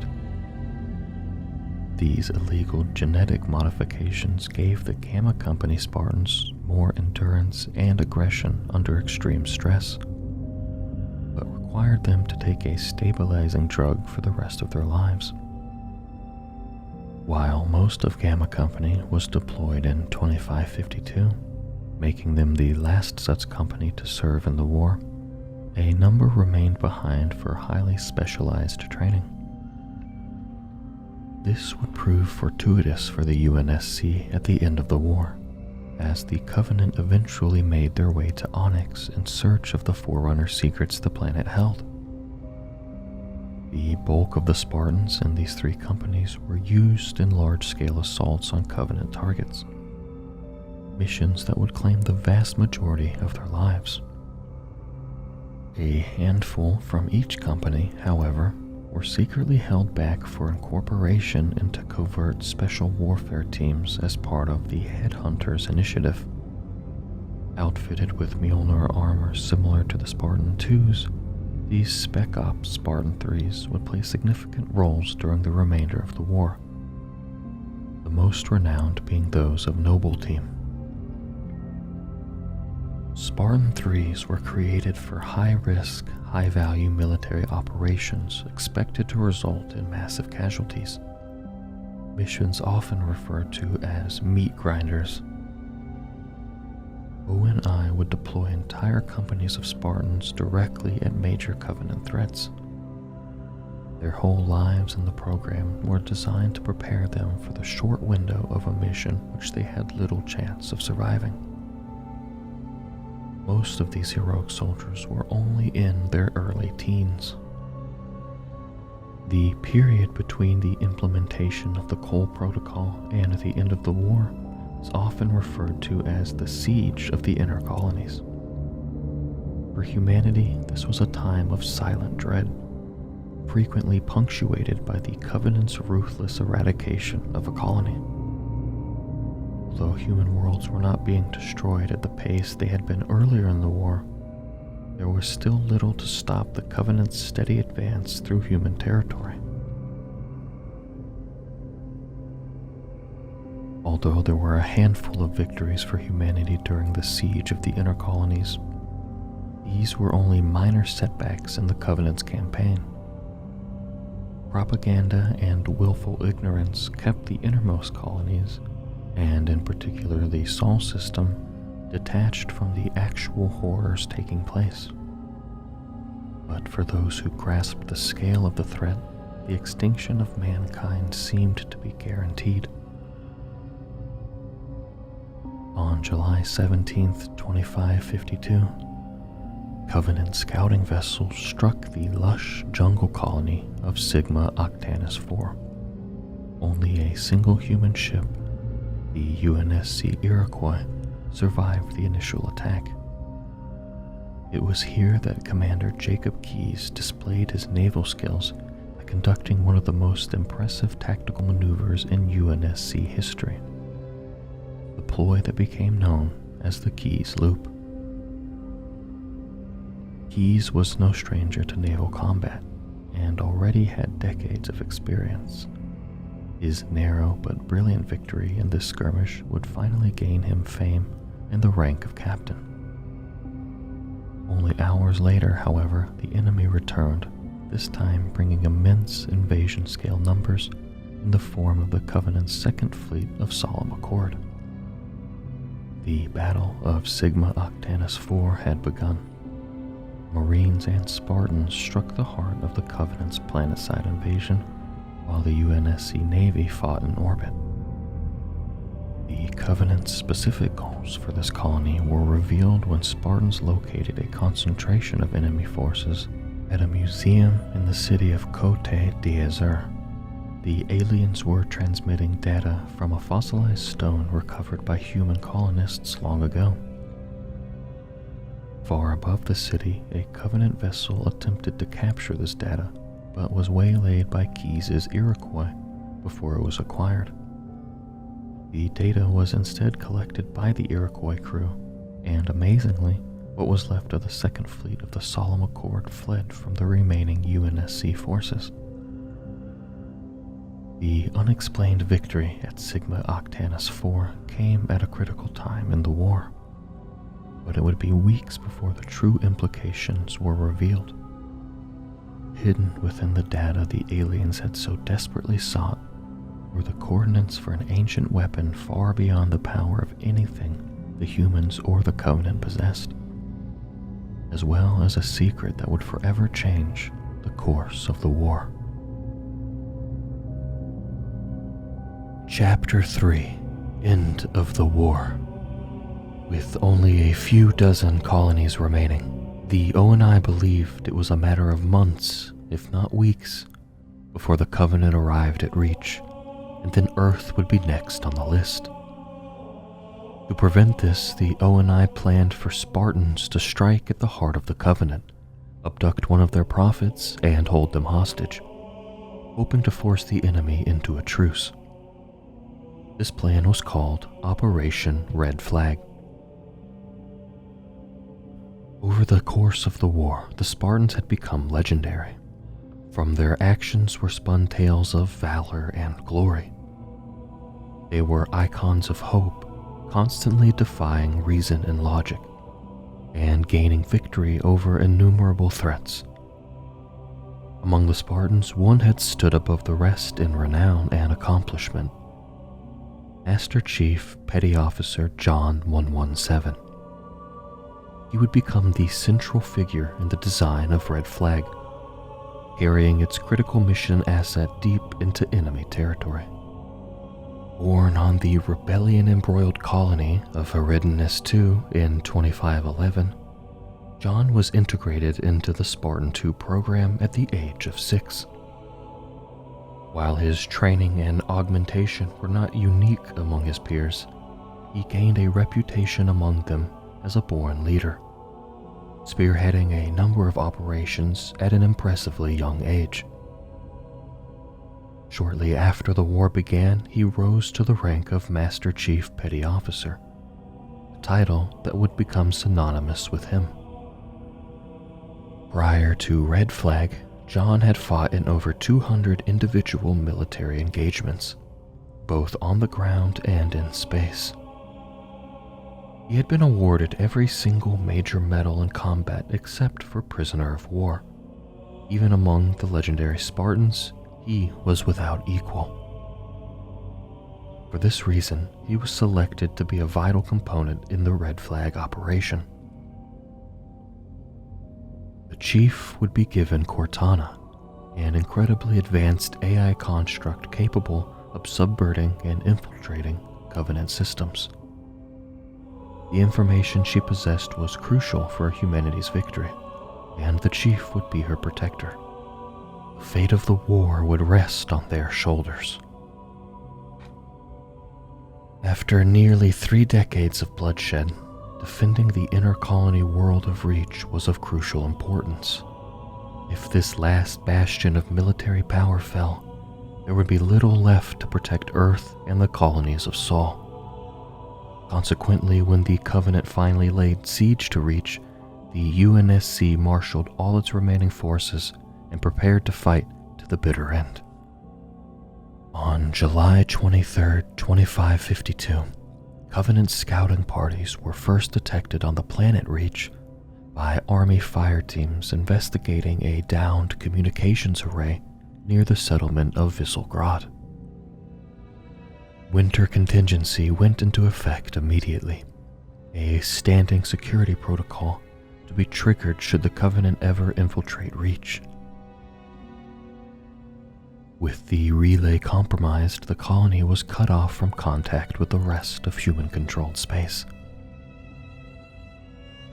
Shortly after this initial security breach, a number of small Covenant vessels managed to penetrate Reach's outer defenses, constructing a vast stealth canopy along the Zudoric Ridge to hide their presence.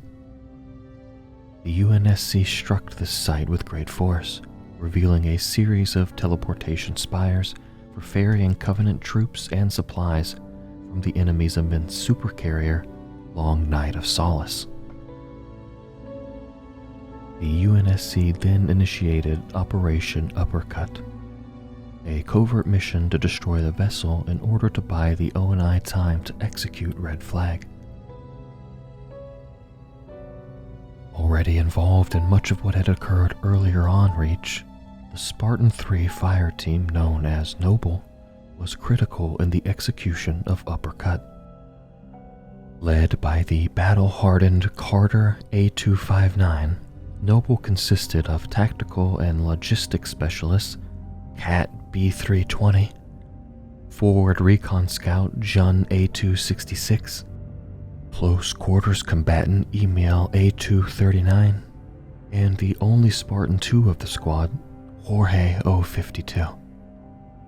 A 6th member of the team was added shortly before the Covenant's invasion, and this individual, Spartan B312, also known as Noble 6, would prove indispensable in the final hours of the battle.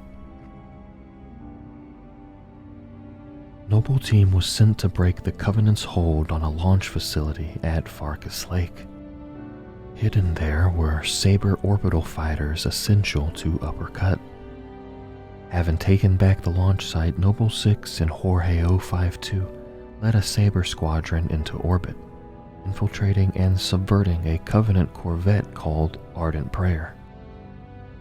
This enemy ship was used to carry a rigged UNSC slipspace drive that, when activated, destroyed Long Night of Solace, though at the cost of Jorge 052's life. Miraculously, Noble 6 survived, returning to Reach's surface and making his way to the heavily Covenant-occupied city of New Alexandria. The ONI then initiated Red Flag. Nearly all surviving Spartan II super soldiers had been recalled from other fronts in the war, and a Halcyon-class cruiser, the Pillar of Autumn, had been refitted as a heavily armored warship. This ship was to be commanded by Captain Jacob Keyes, who was just returning from battle at Sigma Octanus IV. The key component of this mission was an artificial intelligence built by Dr. Halsey Cortana. The AI would be used by a Spartan strike team to infiltrate a Covenant capital ship and capture one of the enemy's leaders in order to force a truce and bring an end to the war. Upon extraction from New Alexandria, the surviving Spartans of Noble were immediately sent to Sword Base, an ONI military outpost located in a remote ice shelf called Bob Katha. Here, Halsey and her team were exploring an immense and mysterious Forerunner artifact, a crashed ship, buried under the ice for thousands of years. Using Cortana, Halsey had managed to retrieve navigation data from the ancient vessel. Data that the ONI hoped would be crucial to turning the tide against the Covenant. When Noble Team reached Sword Base, Halsey revealed their final mission: to deliver Cortana and her data to the UNSC Pillar of Autumn. Despite the overwhelming battle raging in orbit, the ship had withdrawn to Azad, a barren, unpopulated territory on Reach's surface. Noble 6 rendezvoused successfully with Captain Keyes, holding off Covenant forces long enough for the Pillar of Autumn to escape with Cortana. This act of valor would prove to be the end of Noble Team, but the beginning of humanity's hope.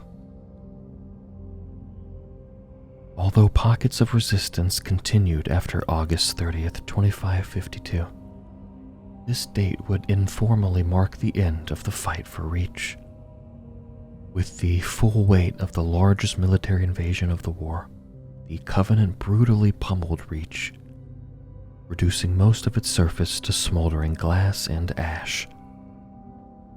Nevertheless, amid the tragedy and massive loss of life, there was a single ray of hope. The Spartans of Noble Team, among others, had heroically sacrificed their lives in defense of the world. What remained of Noble in these final hours charged through the besieged shipbreaker yards of Azad and delivered a critical package to Captain Jacob Keyes and the UNSC Pillar of Autumn. This effort allowed Cortana to escape from Reach, and with her, the key to all of humanity's survival. With Reach's surface battered by the Covenant's brutal attack and the local naval forces fighting impossible odds, the ONI believed Operation Red Flag was the only remaining hope for humanity. UNSC Pillar of Autumn, commanded by Captain Jacob Keyes and carrying nearly all remaining Spartan II soldiers, was ordered to intercept a Covenant vessel and capture one of their leaders, forcing a ceasefire. During the initial skirmish, the mission was jeopardized and Keyes was forced to abort Red Flag. Although humanity's best hope at ending the war had failed, it led to their greatest discovery, Halo.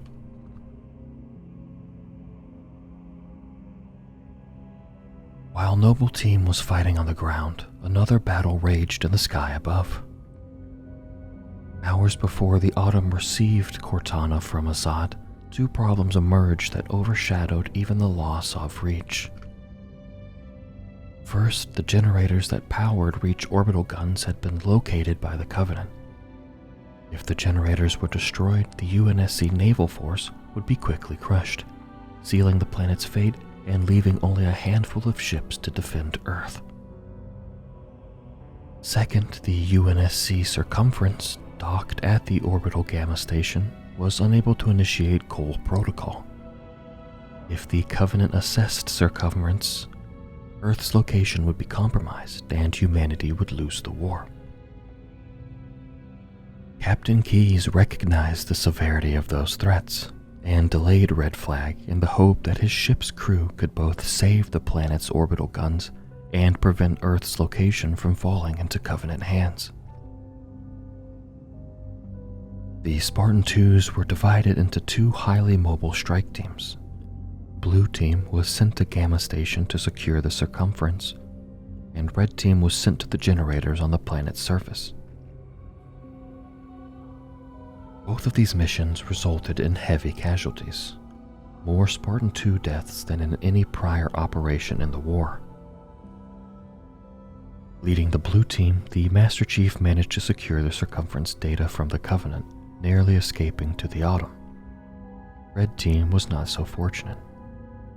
Led by Frederick 104, the team's dropship was shot down on entry, the crash claiming the lives of several Spartans. Those who survived landfall heroically defended the generators, but were ultimately forced out when the Covenant overwhelmed the facility with a massive army. The abandonment of the generators only came after it was clear Reach's defenses had already been crushed by the Covenant. Nevertheless, what remained of Red Team would not give up the fight. With new orders to escort Catherine Halsey and Vice Admiral Danforth Whitcomb off the planet, the team headed to the ONI Castle base hidden below Menakite Mountain. As the planet's surface descended into chaos and contact was lost with Red Team, Captain Keyes decided to abort Red Flag. The Pillar of Autumn now carried the Master Chief and Cortana, and the AI held the Forerunner navigation data yielded from Halsey's research on Reach.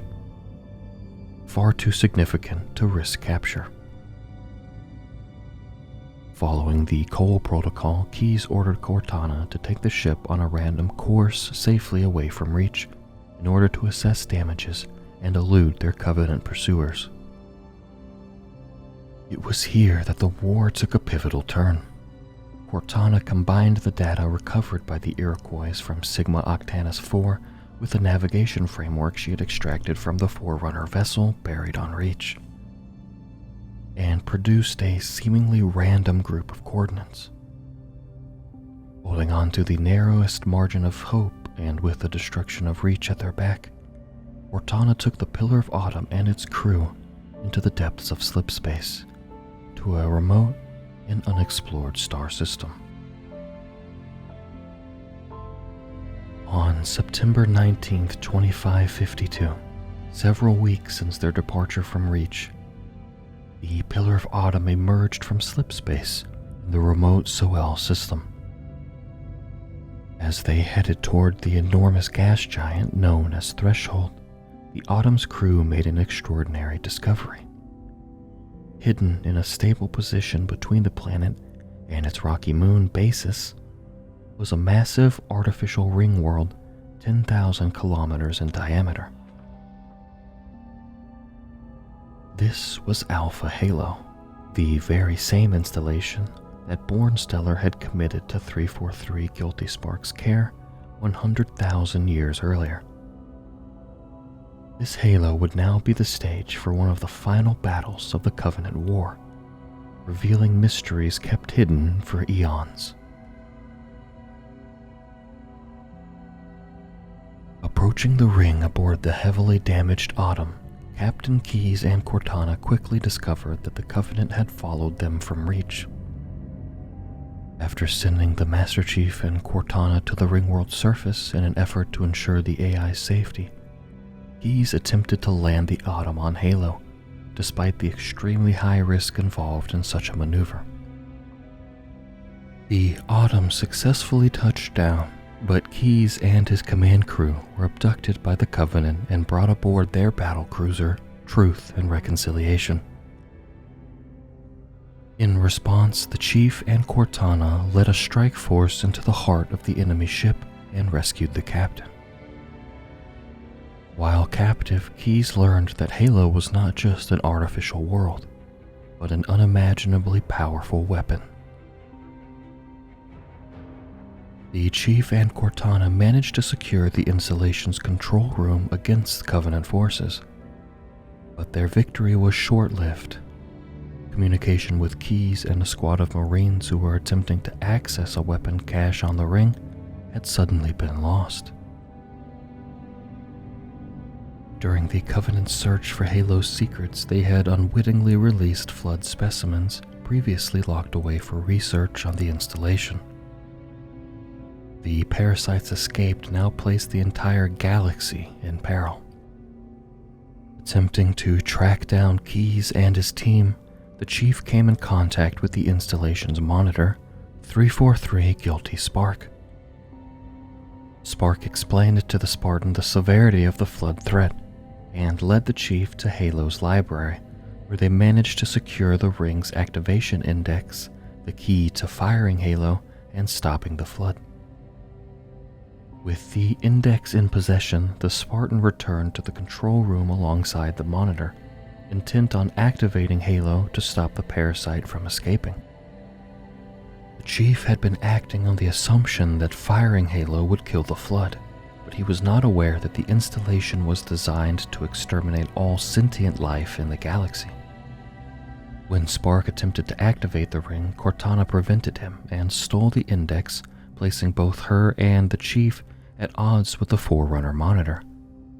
Escaping the control room, the two recognized that the only way to end the threat was to destroy the ring. This plan could only be achieved by destroying the Pillar of Autumn, which would in turn require finding Captain Keyes and his command codes. The Chief and Cortana located his signal, but discovered that he had been assimilated by the Flood. They retrieved his command neural interface from what was left of his body, using it to destabilize the Autumn's fusion engines and destroy Alpha Halo, despite Guilty Spark's desperate efforts to stop them. The Master Chief and Cortana narrowly escaped the ring's destruction on one of the Autumn's longsword bombers, believing themselves to be the only survivors.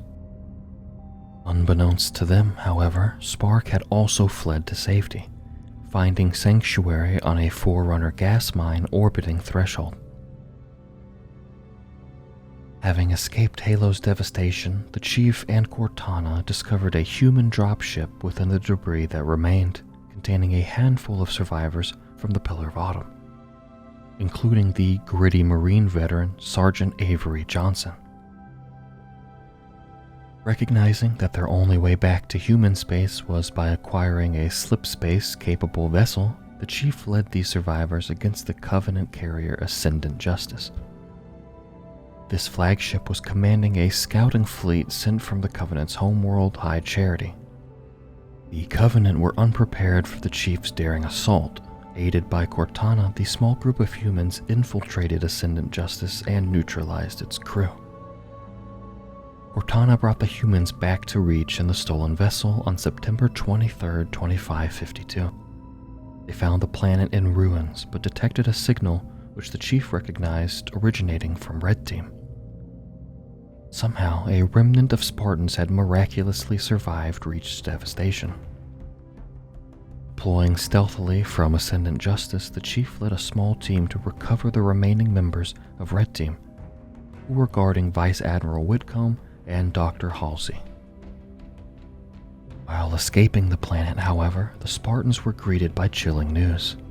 Despite their extraordinary sacrifices, the Covenant had somehow discovered the location of Earth. and were preparing an enormous fleet to assault it.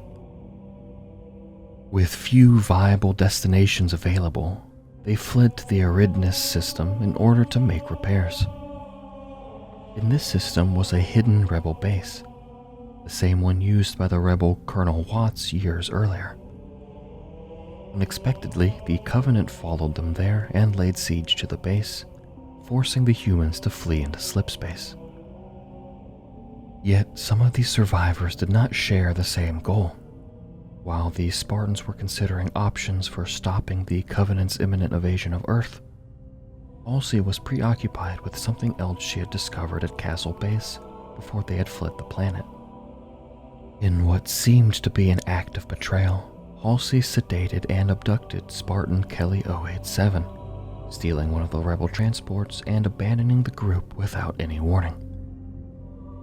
This act, despite eventually unlocking one of humanity's greatest Forerunner discoveries, would ultimately come to haunt Halsey, effectively making her a war criminal. The Master Chief, Cortana, and the others who managed to escape from Eridanus devised a plan to halt the Covenant's invasion of Earth. Striking at the heart of an enormous command and control station called Unyielding Hierophant, they would destroy the many fleets that it serviced, delaying the Covenant's efforts to assault Earth. Using an enemy dropship to insert a Spartan strike team, the Chief and the rest of the Blue Team infiltrated Hierophant's vast interior and successfully completed their mission.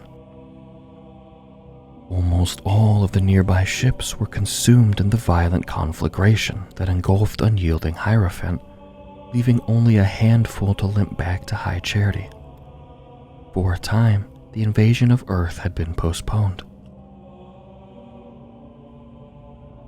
Though the Covenant's efforts to deal with a death blow to humanity were momentarily averted with the destruction of Unyielding Hierophant, little could stop their plans from being realized. Humanity would have to muster all their remaining forces in their home system and prepare for a desperate struggle to come.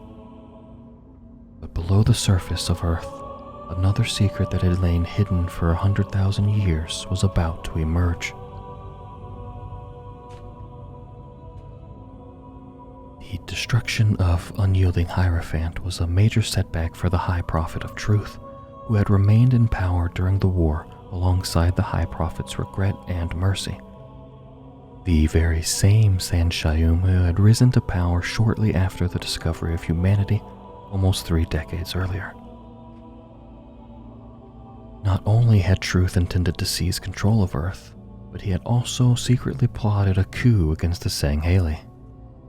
The Sangheili would be replaced by the Jirahane, the Brutes, under the leadership of the chieftain known as Tartarus. He would be given command of the entire Covenant military by the Prophet. Having for some time questioned the Sangheili's loyalty, Truth believed that this transition was now necessary to secure his power as the Covenant finally moved to activate Halo. Unbeknownst to Truth, however, the High Prophet of Regret had his own plans. Regret had discovered the location of Earth while ransacking the defeated human colony of Meridian a year earlier.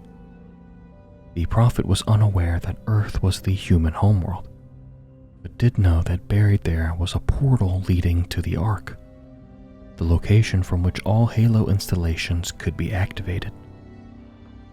Taking the fleet of Sacred Consecration, a meager 15 vessels in total, the High Prophet of Regret set out to seize this planet and activate the portal for himself.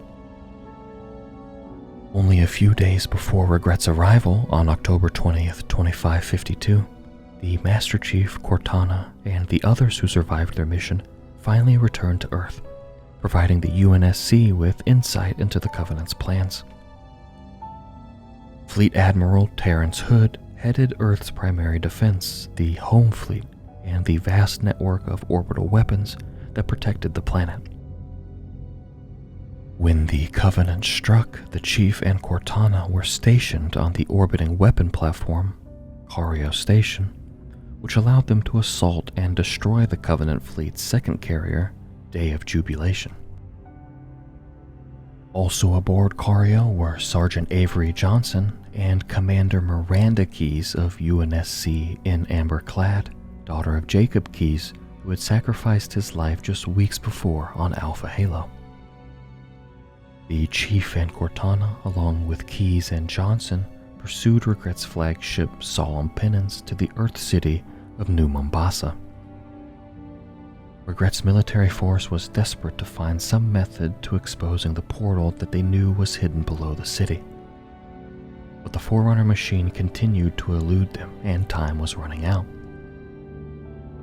The Master Chief, of whom Regret had heard terrible rumors, was approaching his position. Fearing for his life, Regret changed his plans.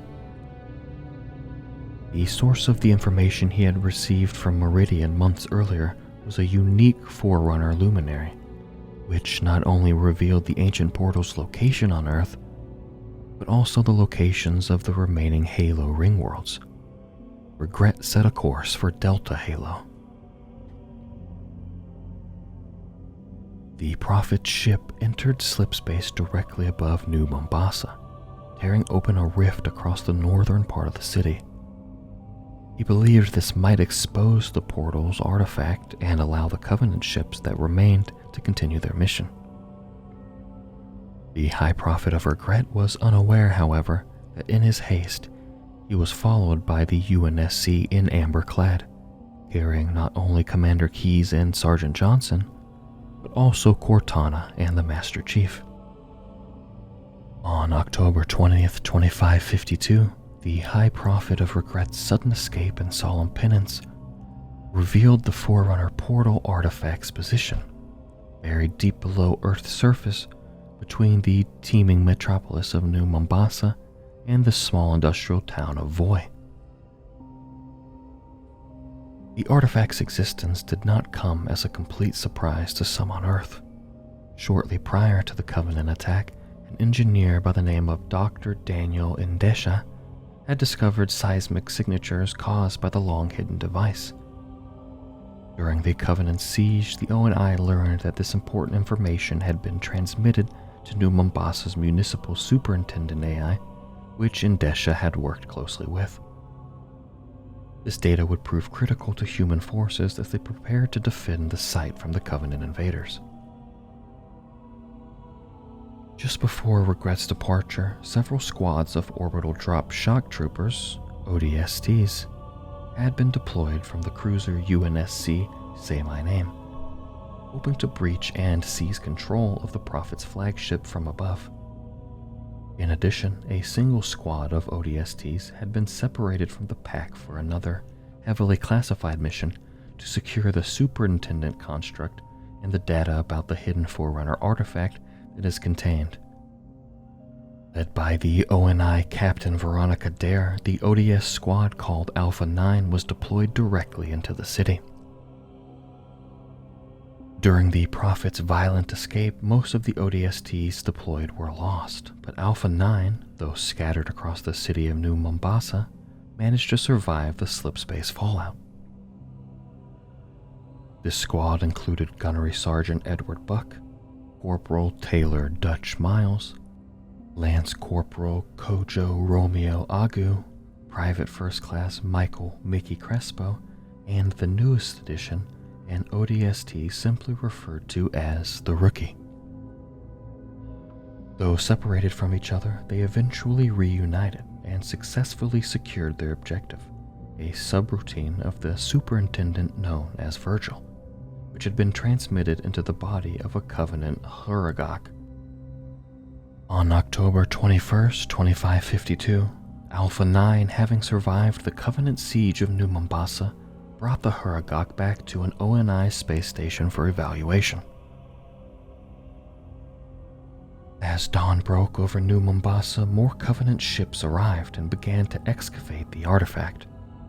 However, the Covenant did not emerge from this battle unscathed. The High Prophet of Truth had triggered his planned revolt against the Sangheli. Gerald Hanai within the Regret's fleet were ordered to wrest control from the Sangheli, and even before Regret's assault carrier took flight from New Mombasa, Jurl and I were rioting in Covenant vessels and executing Zangheli in the streets of the city. Despite incredible odds, the Onai's efforts to secure Virgil in the besieged city of New Mombasa were successful. Alpha 9 proved their inedible grit and fortitude true to form of the orbital drop shock troopers. As a division of the Marines, the ODST had played a key role throughout the war. Its troopers deployed by the way of drop pods from capital ships high above the atmosphere. This ferocious audacity earned the ODST the moniker of Hell Jumpers. And despite them falling short of being Spartans, such fearless tactics and unwavering boldness struck fear into the heart of the Covenant. When the High Prophet of Regret fled from Earth, he took solemn penance directly to Delta Halo. He had hoped to activate the array and usher the Covenant into divinity, as had been prophesied by their kind for centuries. Blinded by the prospect of glory, the prophet was not mindful of the threat that the pursuing UNSC in amber-clad posed. Carrying the Master Chief, the very Spartan who had pursued him across New Mombasa. Neither party was aware that the same grave mind that had led the flood against the Forerunners 100 millennia ago lurked below the surface of this newly discovered ring world, biding its time until someone returned, bringing vessels fit to carry the flood out into the galaxy once more. After the destruction of Alpha Halo, Bel Vadami, the Zangheli commander whose fleets had occupied the installation, was blamed for the calamity. Rather than execute Vadami, the High Prophets instead named him Arbiter, an ancient title once held in honor, but now considered a mark of shame. He would serve as the will of the Prophets until his death. The Arbiter was immediately sent to eradicate a Zangheli-led rebellion at a Forerunner gas mine near Alpha Halo. Here he encountered an Oracle, 343 Guilty Spark of the destroyed ring. The Forerunner Monitor would now become a captive of the Prophet's leadership aboard High Charity as they made their way to Delta Halo to follow Regret. Solemn penance arrived on the new ring world Delta Halo on November 3rd, 2552, pursued by the Master Chief and Cortana aboard the UNSC in amber-clad. Commander Miranda Keyes sent the Chief to hunt down and terminate Regret in one of the Halo temple sites isolated at the center of a lake. But before he could complete this task, however, the Covenant's holy city of High Charity and all that remained of their massive fleet arrived at the ring. Although the Chief succeeded in assassinating Regret, the High Prophet of Truth ordered the immediate destruction of the temple, sending the Spartan plunging into the murky depths of the lake. Recognizing the importance of securing Delta Halo's index, the key to activating the ring, Keyes and Sergeant Avery Johnson hurried to the ring's library. The Arbiter had also been sent by Truth and Mercy to secure the same prize. The Arbiter managed to stop the humans and retrieve the index, but he was unexpectedly betrayed by the Prophet of Truth's leading Jurahani, Tartarus. This move signaled the beginning of the Covenant Civil War, formerly known as the Great Schism. Following Truth's secret coup among the ships surrounding Earth, he had now ordered a change in High Charity's honor guard, replacing elites with brutes and throwing the Covenant into chaos. Tartarus sent the Arbiter plummeting into the lower reaches of the library, where the Zangheli encountered the Grave Mind, the monstrous flood intelligence that had waged war against the Forerunners ages earlier. The Grave Mind had also captured the Master Chief, but rather than seeking to infect its two captives, it recognized a more serious threat. Halo's activation would prevent it from escaping the installation. To stop the Covenant from firing Halo, the Gravemind revealed the truth about the rings to the Arbiter. It then sent the Master Chief to High Charity and the Arbor to Delta Halo's control room in order to secure the Index and prevent Halo's activation. As the Master Chief and Cortana fought through High Charity to take back the Index, a horrifying discovery was made. During its incursions on Delta Halo, the UNSC in Amberclad had been taken over by the Flood, and the ship had been infiltrated by High Charity's defenses, now placing the entire galaxy at risk. When the Chief failed to reach the Index before Tartarus whisked it away to Delta Halo, Cortana was faced with a difficult decision. She would have to part with the Chief in order to make sure that Delta Halo didn't activate.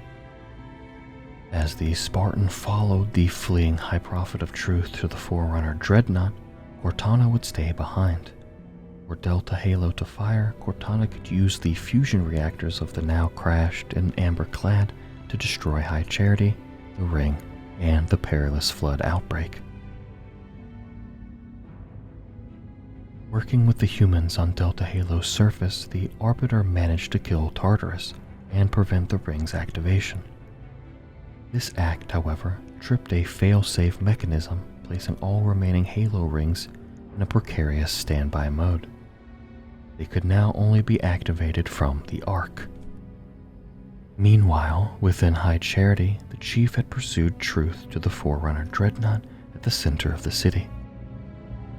Abandoning High Charity to the Flood, Truth lifted the Dreadnought free from its historic mooring and led all remaining Covenant fleets back to Earth, where they would use the ancient key ship to activate New Mombasa's portal and reach the Ark. Reluctantly leaving Cortana imprisoned within the flood-infested High Charity, the Master Chief stowed aboard the Dreadnought, following Truth back to Earth.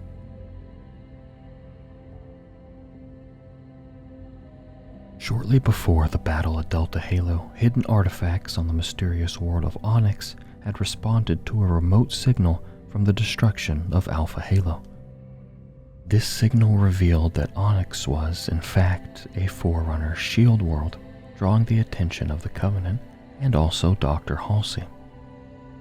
Halsey had abducted Spartan Kelly 087 and traveled to Onyx, hoping to save some of the Spartan 3s who had been trained on the classified world, as well as to salvage vital Forerunner technologies. Despite her status as a potential fugitive, Admiral Hood recognized the significance of Halsey's find and deployed Spartan Blue Team to assist immediately.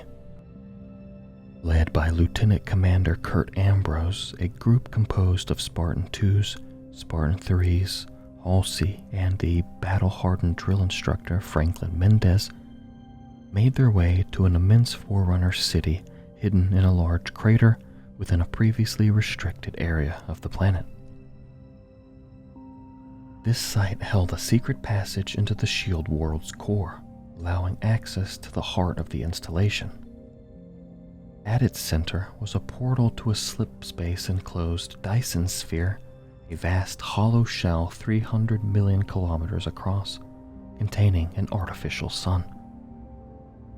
The inner surface of the sphere was habitable and terraformed, with an area 500 million times that of Earth. But as they moved deeper, attempting to secure the portal to the sphere, others converged on Onyx. The Covenant's second fleet of homogeneous clarity, followed by UNSC battle group Omicron, and a lone stealth prowler, the Dusk, arrived at Onyx. UNSC and Covenant naval forces clashed high above the planet as the Covenant deployed infantry to the surface to follow the Spartans. Pursued right to Onyx's core, the group of humans was waylaid by Covenant forces, and Ambrose was forced to stay behind to stop their enemy while the others entered a portal leading to the Dyson sphere interior.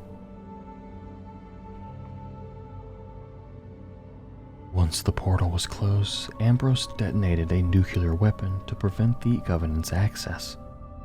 It was then that the planetoid began to disintegrate, revealing that it was actually composed almost entirely of Forerunner automated drones called Sentinels, which immediately attacked all those nearby. Both the UNSC battle group and the Covenant fleet were destroyed by these drones, although the Dusk escaped to tell the tale. The Spartans and other survivors who accessed the portal, however, found themselves trapped within the immense Dyson sphere interior, with seemingly no way out. On November 17, 2552, the High Prophet of Truth's dreadnought finally reached Earth. Plowing through what remained of the system's naval defenses, a handful of Covenant ships had been engaged with Earth's forces in the previous weeks, but most of those vessels were preoccupied with the excavation of the massive portal artifact. This incredible machine was the gateway the librarian had, eons ago, sacrificed her own ship to build, ensuring that one day humanity could return to the Ark. The Master Chief, who was stowed away aboard the dreadnought, escaped as it entered the atmosphere. Plummeting to the ground, he made landfall in the jungles of Tanzania, narrowly surviving the fall. Transported to the Crow's Nest, a hidden 20th century military base in Kenya, the Chief reunited with Commander Keyes and Sergeant Johnson. The two had recently returned from Delta Halo and were organizing efforts to resist the invasion. Shockingly, the Covenant Civil War led to a tentative alliance with the Arbiter and the Sangheli, as the UNSC poised to stop the Prophet of Truth from getting his prize, access to the Forerunner Ark. Fleet Admiral Terrence Hood attempted to assault the Prophet's dreadnought with a battle group comprised of frigates, but failed. Nothing could stop the ship from reaching its goal. The portal opened, and Truth's dreadnought led the remaining Covenant fleet to the Ark. Mere seconds after the activation of the portal, a single flood-infested Covenant cruiser arrived on Earth, sent by the Gravemind from High Charity to verify the artifact's location. UNSC forces quickly surrounded the crashed vessel, knowing that the flood presented an even greater threat to Earth than the Covenant. Just when it appeared that the humans were unable to contain the flood, the Sangheli fleet of Retribution arrived, eliminating the parasite threat by glassing much of eastern Africa. Fleet Commander Tas Vadam brought with him 343 Guilty Spark, who had assisted the Sangheli in quarantining the flood around High Charity before following the infested cruiser to Earth. The fleet of Retribution had pursued the ship because of a mysterious distress beacon it transmitted, alerting all nearby vessels to the peril it represented. Breaking through the debris field, the Master Chief was the first to secure this beacon, which was later revealed to be the remains of a recording by Cortana. The AI had remained behind on High Charity as it fell to the flood, and was now trapped there by the Gravemind. In the message, she warned the UNSC of the Gravemind's plans to bring High Charity to Earth, but also hinted that the solution was being prepared. A solution that lay at the other end of the portal that Truth had just activated. After a somber debate, Hood eventually agreed to allow Commander Keyes to take the Forward unto Dawn and a number of UNSC personnel, including the Master Chief and Sergeant Johnson. They would stow the frigate aboard the fleet of Retribution's flagship carrier, Shadow of Intent, following Truth's forces through the portal. What remained of Earth's defenders, though still battling scattered remains of Covenant, would entrust their fate to all who had gone to the Ark. The remaining Covenant fleet gathered above the Ark, preparing to hold off humanity and the rebel Sangheli in order to buy the High Prophet of Truth enough time to activate the Halo Array. Ultimately, it would be a newly forged Halo Ring hidden deep within the Ark itself that would spell the end of the threats posed by the Covenant and the Flood. On December 11th, 2552, the fleet of Retribution arrived at the Ark and immediately assaulted the Jurul Hanai forces stationed above the installation. the last major vestige of the Covenant Navy. Although the Geralhanai greatly outnumbered the Sangheli, they were outmatched in their knowledge of naval warfare, and retribution made short work of them. Meanwhile, the Master Chief and the Arbiter were sent to the Ark's surface, accompanied by Forward Unto Dawn's ground forces, led by Commander Miranda Keyes and Sergeant Avery Johnson.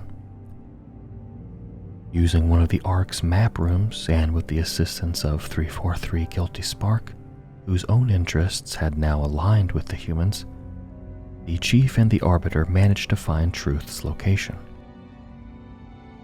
But as they made their way to stop Truth from activating the Halo, the now flood-dominated city of High Charity suddenly arrived, crashing into the Ark's surface and freeing the parasite.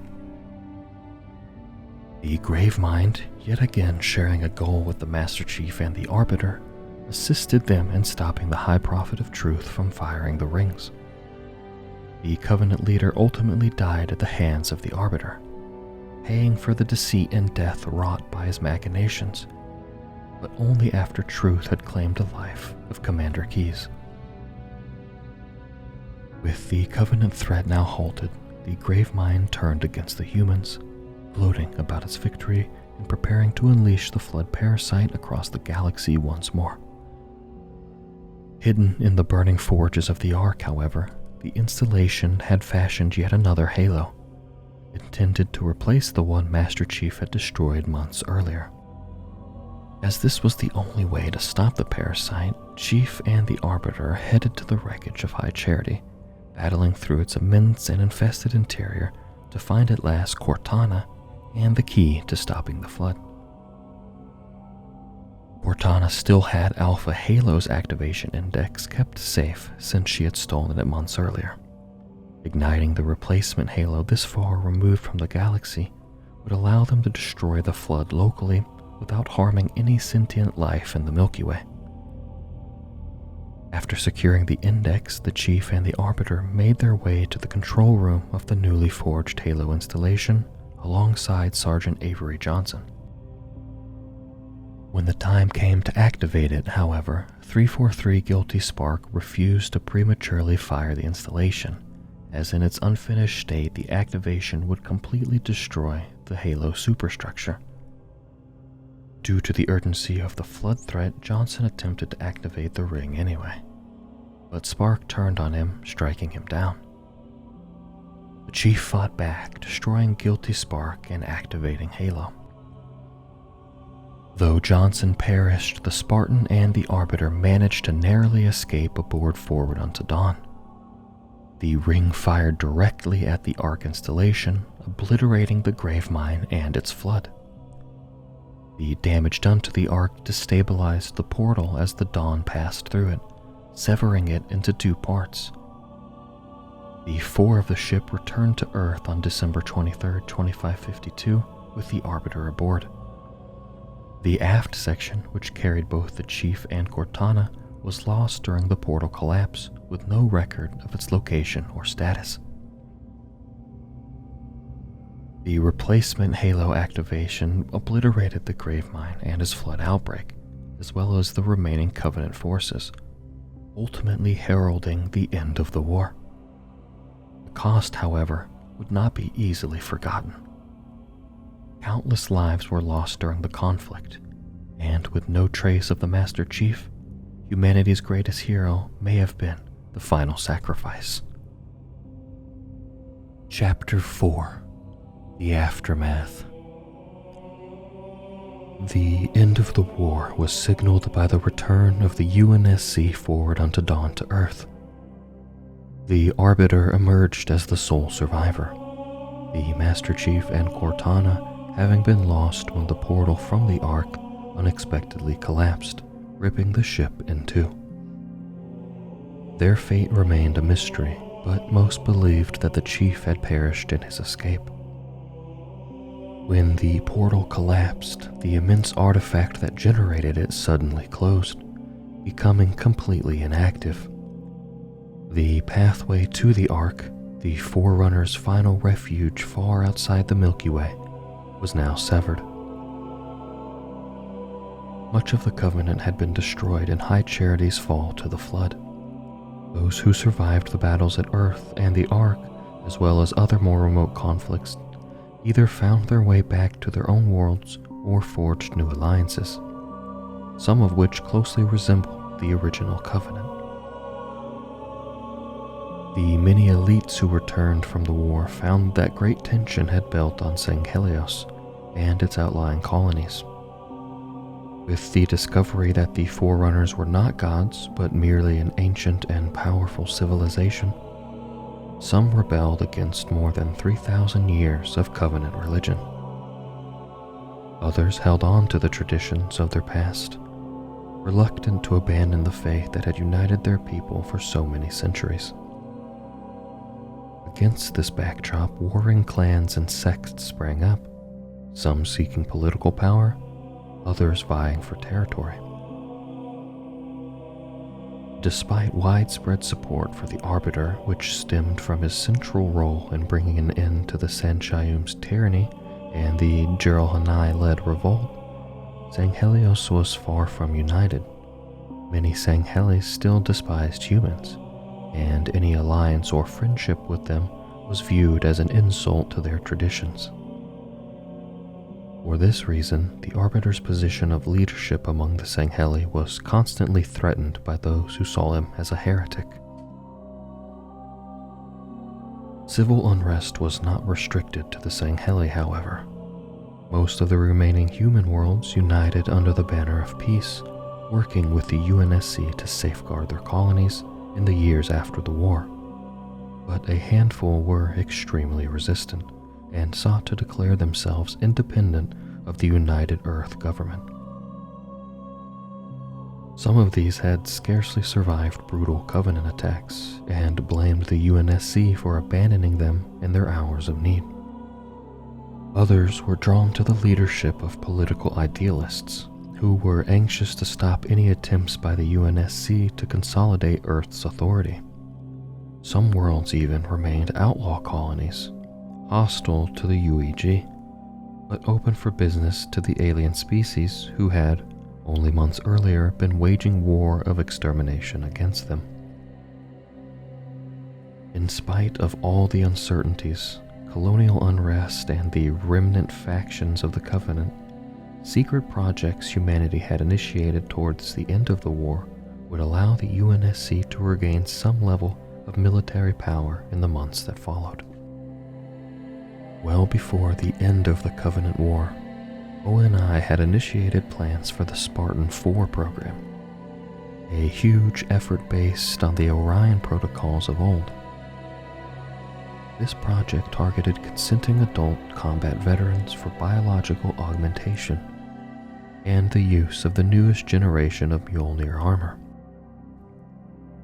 Spearheaded by Commander Musa 096, who had previously washed out of the Spartan 2 program due to failed augmentation, a new branch of the military was proposed to UNSC leadership in early 2553. One comprised exclusively of Spartans, and unlike anything the UNSC had envisioned before. Working alongside Jun A266, the sole survivor of Reach's legendary Noble team, Musa began recruiting personnel from across the existing UNSC branches, soldiers who met extremely high criteria. These impressive men and women were augmented into warriors capable of incredible physical feats. They were outfitted with Mjolnir Gen 2 armor, the next evolution of the armor Halsey had fashioned decades earlier. One of the Spartan branch's first candidates was Sarah Palmer, an ODST of notable skill and bravery. She became a prominent member of the program and eventually rose to the position of Spartan commander on the UNSC's flagship Infinity. With the branch's growing success, a number of corporations were contracted to produce the costly Gen 2 armor used by Spartan 4s. In May 2553, the Materials Group formed the Damascus Ordnance Commission, bringing in companies such as Lethbridge Industrial, Hannibal Weapon Systems, and Acheron Security to mass produce and refine Gen 2 armor systems. This step reflected a huge change from the relative obscurity of earlier Spartan classes to the dramatic influence they would now have in human-occupied space. Built to defend humankind from an unstoppable foe, the immense UNSC Infinity only came into service after the war had ended. Infinity was designed to be the most powerful warship ever created by humanity, incorporating technology drawn from both the Covenant and the Forerunners. Although it was forged in the fires of conflict, the ship was christened as a vessel of peaceful exploration and the expansion of humanity's place in the galaxy. Nevertheless, this era was not without peril, and Infinity would experience battle on numerous occasions in the aftermath of the war. On March 3, 2553, a solemn memorial was held by members of the UNSC at the site of the Forerunner portal artifact, which was now known as the Accession. Alongside esteemed members of other branches, Fleet Admiral Terrence Hood presided over the gathering. In a show of incredible trust, the Arbiter was invited to pay homage to those lost in the final battle over the Ark, including the Master Chief. This moment would be one of the first steps towards peace between the Sangheli and humanity. Meanwhile, the UNSC took stock of its fleet. All remaining naval assets were gathered to the Sol system in the months following the war. This time was spent accounting for, repairing, and refitting what little remained of the UNSC's previously vast naval force, now amounting to only a few hundred vessels. Plans were also set forth for the design and construction of entirely new vessel types, such as the Autumn-class cruiser and the Stryton-class frigate. These ships benefited from many improvements gained during the war, including what had been learned from recovered Covenant and Forerunner technology. The ship which benefited the most from the sudden influx of exotic alien science was UNSC Infinity. Production on the massive, heavily armed vessel began late in the war, as one of the many desperate efforts to prevent the Covenant's final victory. Although the ship was completed just prior to the end of the conflict, its official commissioning occurred some years later, as humanity turned once again to peaceful exploration. Infinity's size, remarkable weaponry, and Forerunner-enhanced travel capability, however, offered formidable military support in times of unrest. Infinity made one thing very clear. With the discovery of the Forerunners and the remarkable technology they had left behind, humanity would never be the same. Many of these discoveries came from the Halo installations, as well as at sites like the Accession. But by far the most fruitful source for the unearthing of Forerunner relics was the gargantuan artificial world, Onyx. When the artificial world Onyx disintegrated, all that remained was a 23-centimeter orb locked in real space around the star Zeta Doradus. But within this seemingly insignificant object was a slipspace enclosure holding a massive Dyson sphere, its diameter the size of Earth's orbit around the Sun. The sphere was habitable on its interior surface, with its own sun at the center, creating an eerie similarity to a natural world. Having cut off the Covenant's access to the sphere using a nuclear weapon, a group of human survivors made their way inside. The enormous installation displayed the Forerunner's mastery of technology, and opened the doors to remarkable possibilities for humankind, if the group could find a way out. Together they began scouting the interior of the vast world, hoping against all odds to find some way back to real space and the UNSC.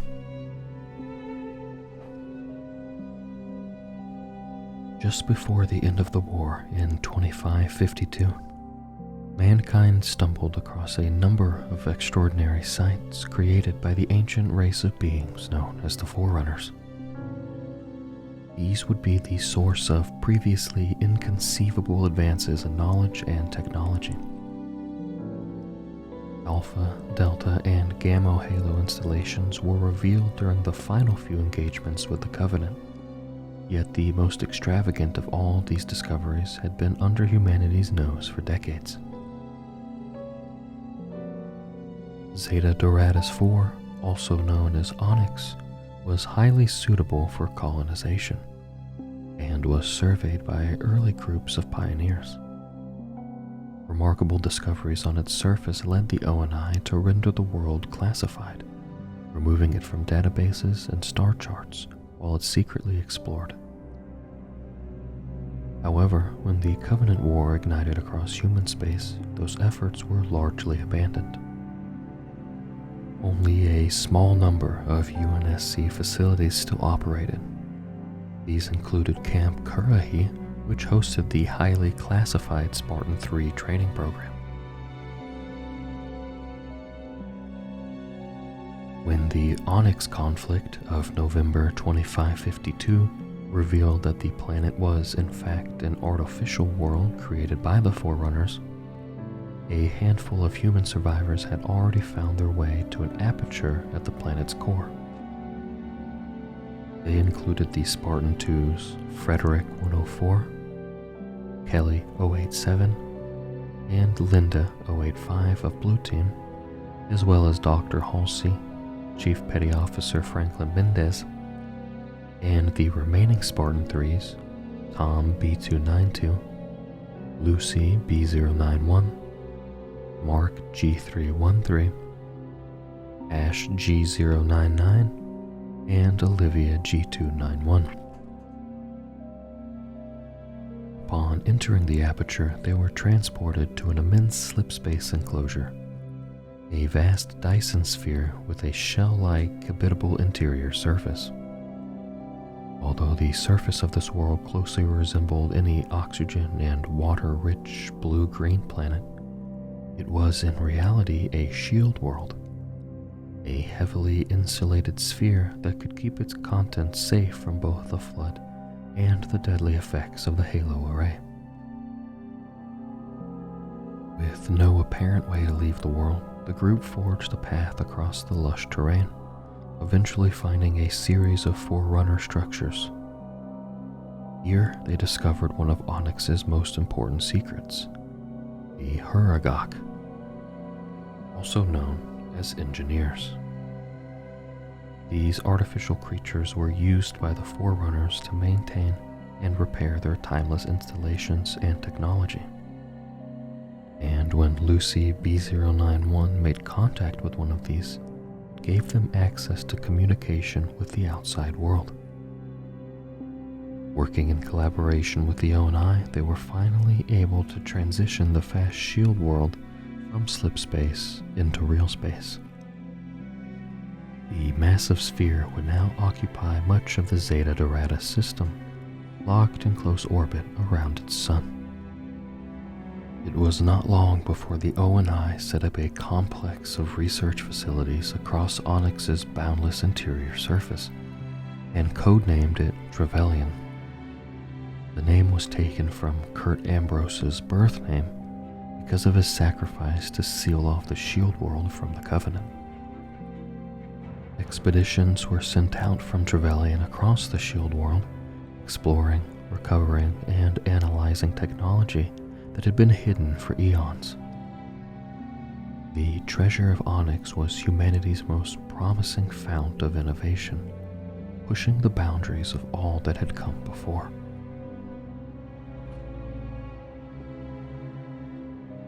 The Black Ops squad, known as Kilo 5, was created by the highest levels of the ONI to sow unrest among humanity's enemies, keeping them destabilized so that mankind was never forced to face a threat as great as the Covenant.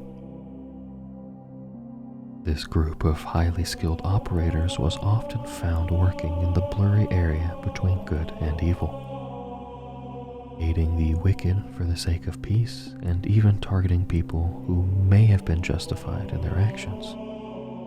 The members of Kilo 5 were forced to forever weigh their actions against the greater good.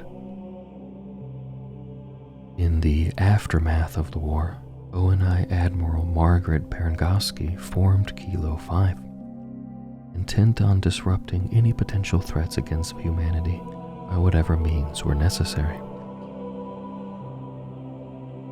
At the head of Kilo 5, she placed Captain Saren Osman, who had failed augmentation for Spartan 2, but was later rehabilitated and reintegrated into the Navy.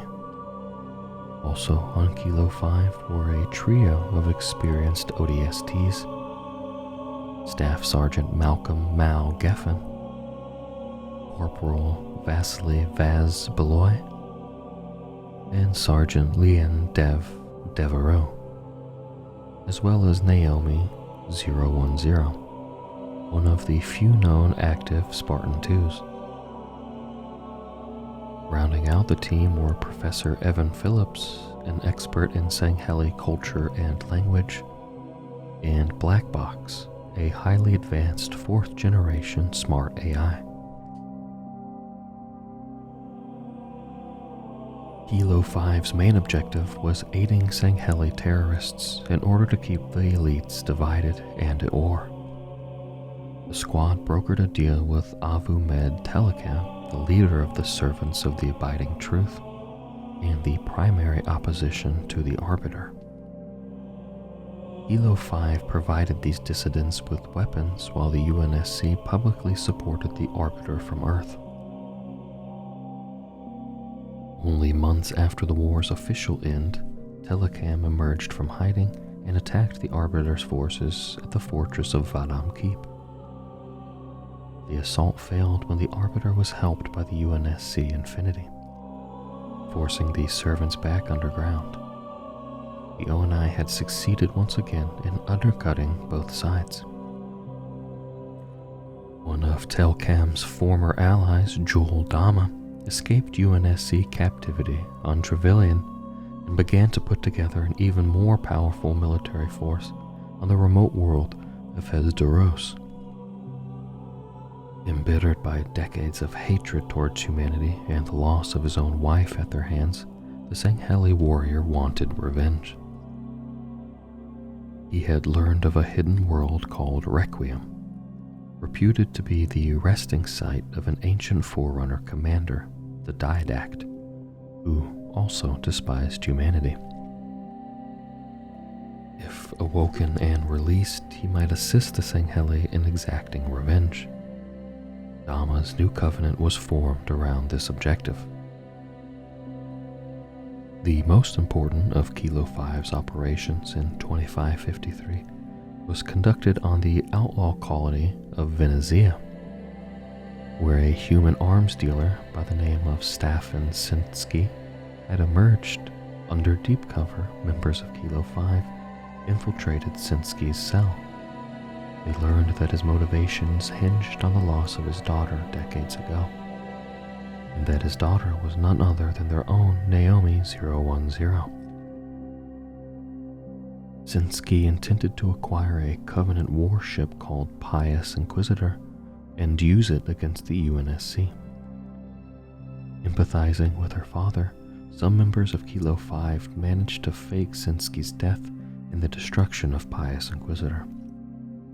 With the ship gone and his daughter alive and well, the threat Sinsky posed was now diffused. In the months that followed, Kilo 5 continued to disrupt reunification of the Sangheli and carried out numerous black ops requiring their particular expertise. Osman eventually went on to replace Perenkoski as Commander-in-Chief of the ONI, while the status and operations of Kilo 5 remained highly classified. After the breaking of the Covenant, the Sangheli hero known as Thel Vadam returned home bearing the title and armor of the Arbiter, once considered a mark of shame, now worn as a badge of honor. During the course of the Great Schism, minor conflicts had raged across parts of Sanghelios, but the real turmoil was social, political, and religious. The Covenant's sudden end and the revelation of the Forerunner's true nature created a dangerous vacuum of government and cultural identity. While the Arbiter did not seek the role, the people of the territory of Vadam and the keeps around it backed him as the new leader of Sanghelios. Other sects opposed him, and conflicts broke out as local leaders vied for power. Some of these cited religious beliefs, still persuaded by the tenets of the Covenant. Others acted out of hatred of the Arbiter's alliance with humanity, and others simply wanted to make a name for their own clan. This conflict eventually escalated into a civil war, which would last years and span not only Sanghelios, but other worlds as well. Upon returning home in early 2553, the Arbiter traveled from clan to clan, attempting to broker peace and consolidate all of Sanghelios under the same banner. These efforts were abruptly halted when the state of Vadam was targeted by the servants of the Abiding Truth. Led by Avu Med Telkam, the siege at Kalar in March 2553 was the first of a number of assaults on the Arbiter and those who supported him. Telkam was thwarted by the arrival of the UNSC Infinity, which had provided direct support for the Arbiter and his forces entrenched at Vadam Keep. The powerful human vessel's counterattack drove the servants of the Abiding Truth back into hiding, but the end of this battle did not signal peace for the rest of Sanghelios. With the servants' bold move to unseat the Arbiter, the rest of the planet was thrown into chaos. Pockets of violence erupted across much of Sanghelios. Clans battled for dominance in their local regions, while packs of Gerald Hanai serfs led brief and isolated revolts across the planet.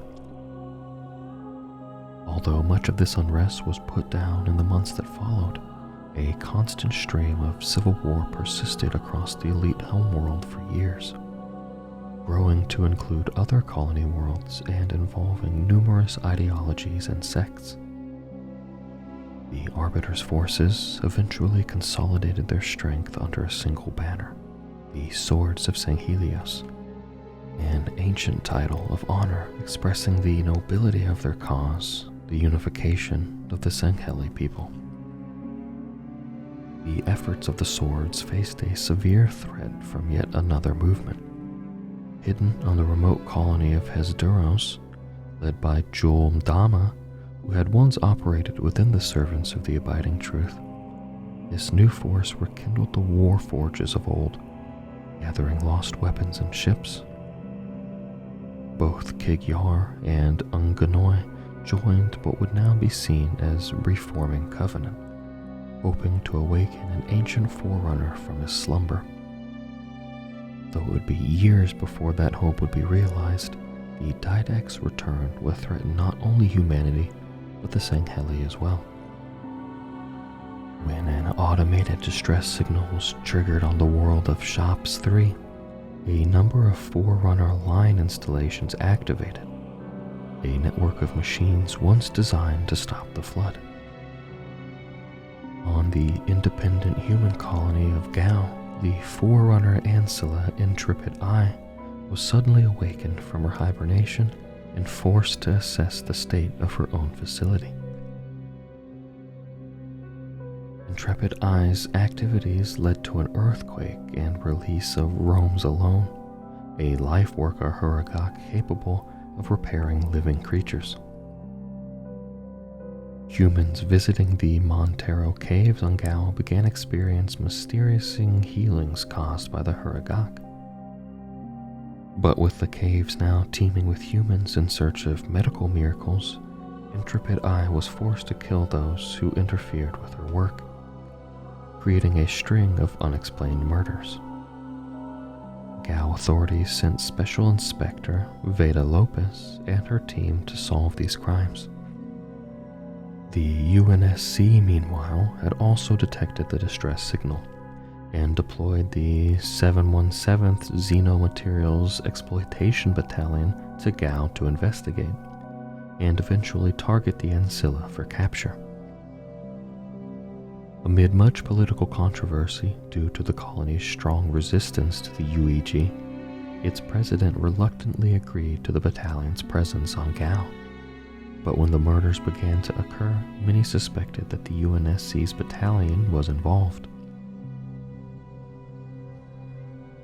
Though the UNSC's true purpose was highly classified, Arlo Casil of the Gao's Ministry of Protection, who despised Earth's governments, became aware of the battalion's goal and planned to take advantage of the situation in order to seize control of the colony's government.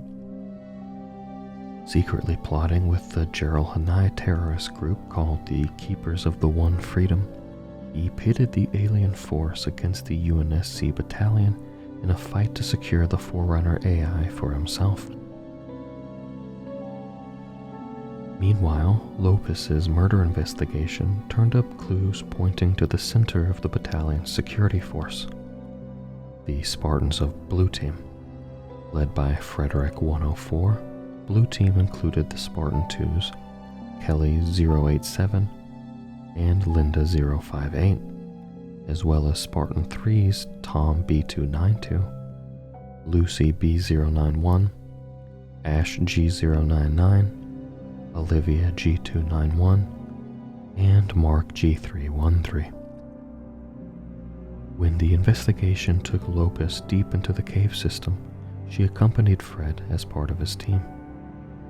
After a brief engagement with the Intrepid and the AI's drone's defenses, the Ancilla was eventually captured by the Spartans.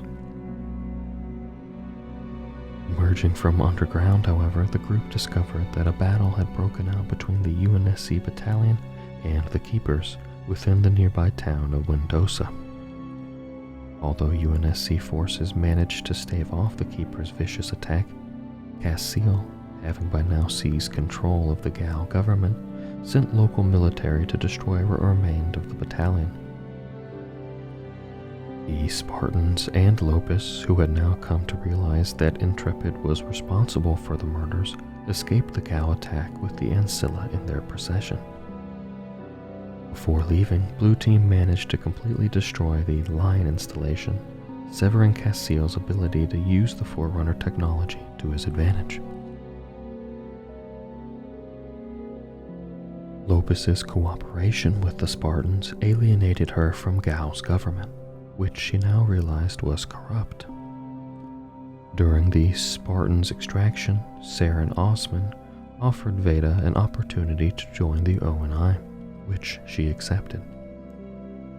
Despite a harried and costly escape by UNSC forces, the battalion had managed to secure Intrepid Eye for research, though at the cost of continued hostility from Gao's government.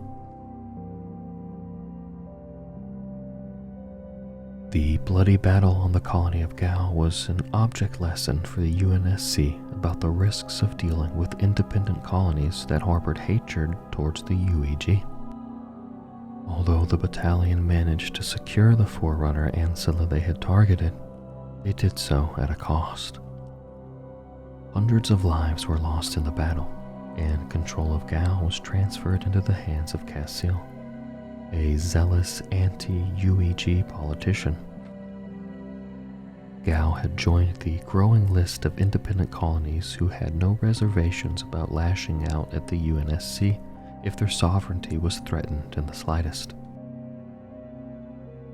The Sangheli leader of the Fleet of Retribution and its flagship Shadow of Intent because Vadum, also known as the Half-Jaw, represented the old guard, weary of the long years of war. But when a threat emerged from the vestiges of the now shattered Covenant, he and his small crew were all that stood in its way. Allied with a female Sangheli noble called Scion, Vadum opposed the Minister of Preparations and his prelate, a powerful Sanshayum warrior, who were plotting to use a prototype halo ring against the Sangheli homeworld. After the fall of High Charity, the Sanshayum, known as the Minister of Preparation, sought to take revenge on the Sangheli.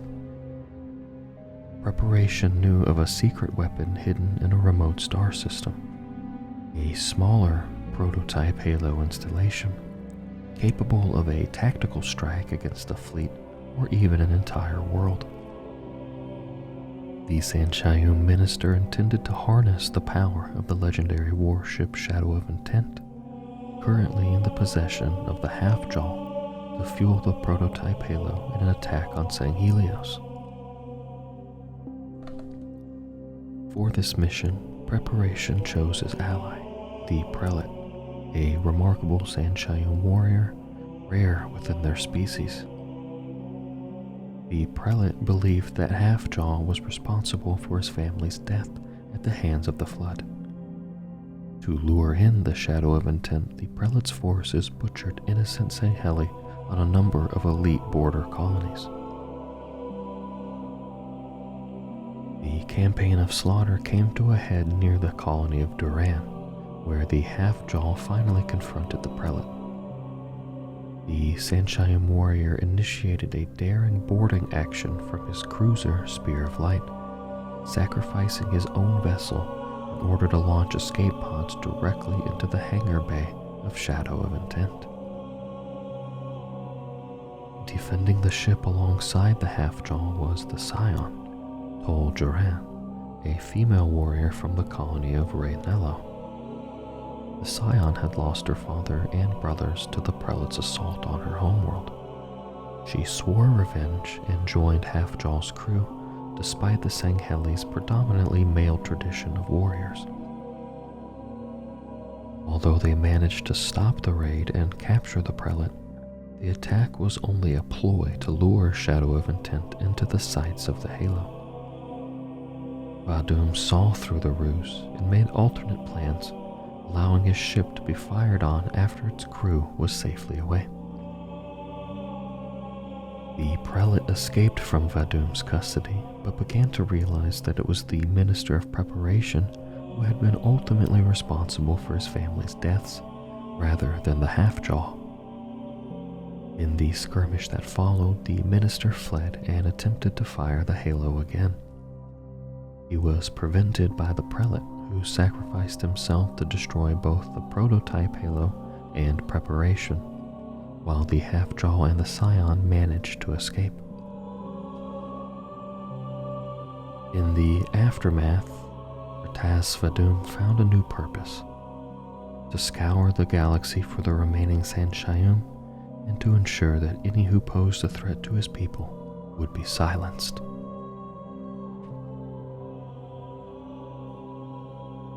When the Halo array mysteriously primed for activation, the entire galaxy was once again threatened, this time from a source that was completely unknown. The ONI was forced to send a hybrid team of humans and Sangheli back to the Ark, the only location from which the rings could be activated, in order to determine the cause. Upon arrival, they found the massive Forerunner installation seriously damaged and racked by severe weather conditions. Its surface, once a reserve for species from across the galaxy, was now covered with hostile predatory creatures and guarded by a deadly Forerunner AI. Shockingly, this mysterious entity was attempting to mine Earth into oblivion in order to repair the damage done to the Ark years earlier by the humans.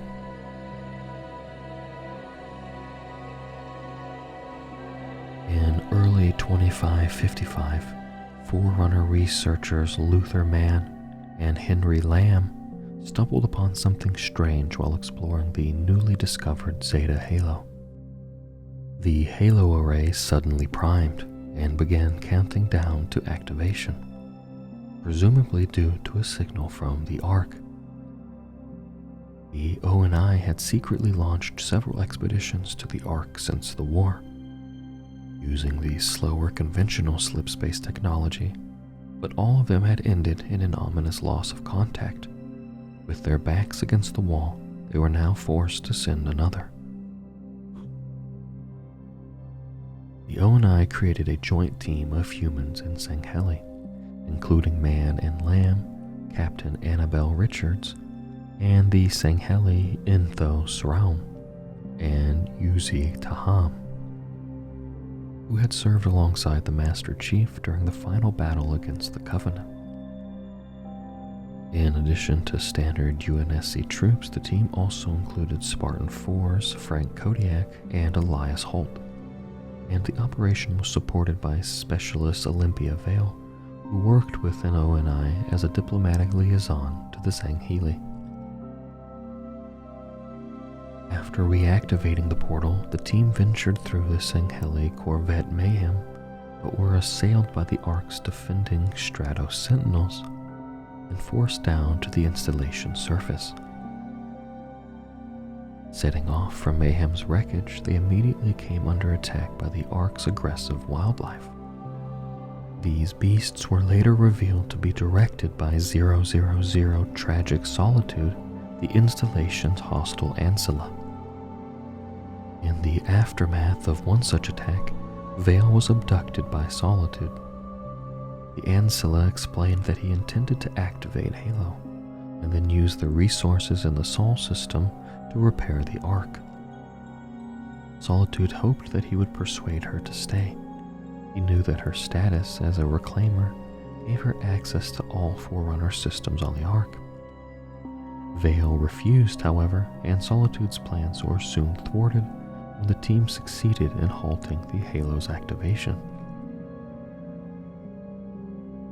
In a last-ditch effort, the Ancilla sent legions of weaponized Stratos Sentinels through the portal to Earth, colliding with a waiting fleet of UNSC vessels. Earth fought desperately against a seemingly endless flood of Sentinels, a ploy that Solitude hoped might compel Vale to cooperate. But during the conflict, the AI was sabotaged by Vale's teammates and eventually destroyed. By the time the survivors returned to Mayhem, the UNSC had sent recovery vessels after it, deploying makeshift fire bases and research facilities on the installation. With the Halo threat averted yet again, the Ark was now occupied by ONI research teams, seeking to safely repair the damage done to it.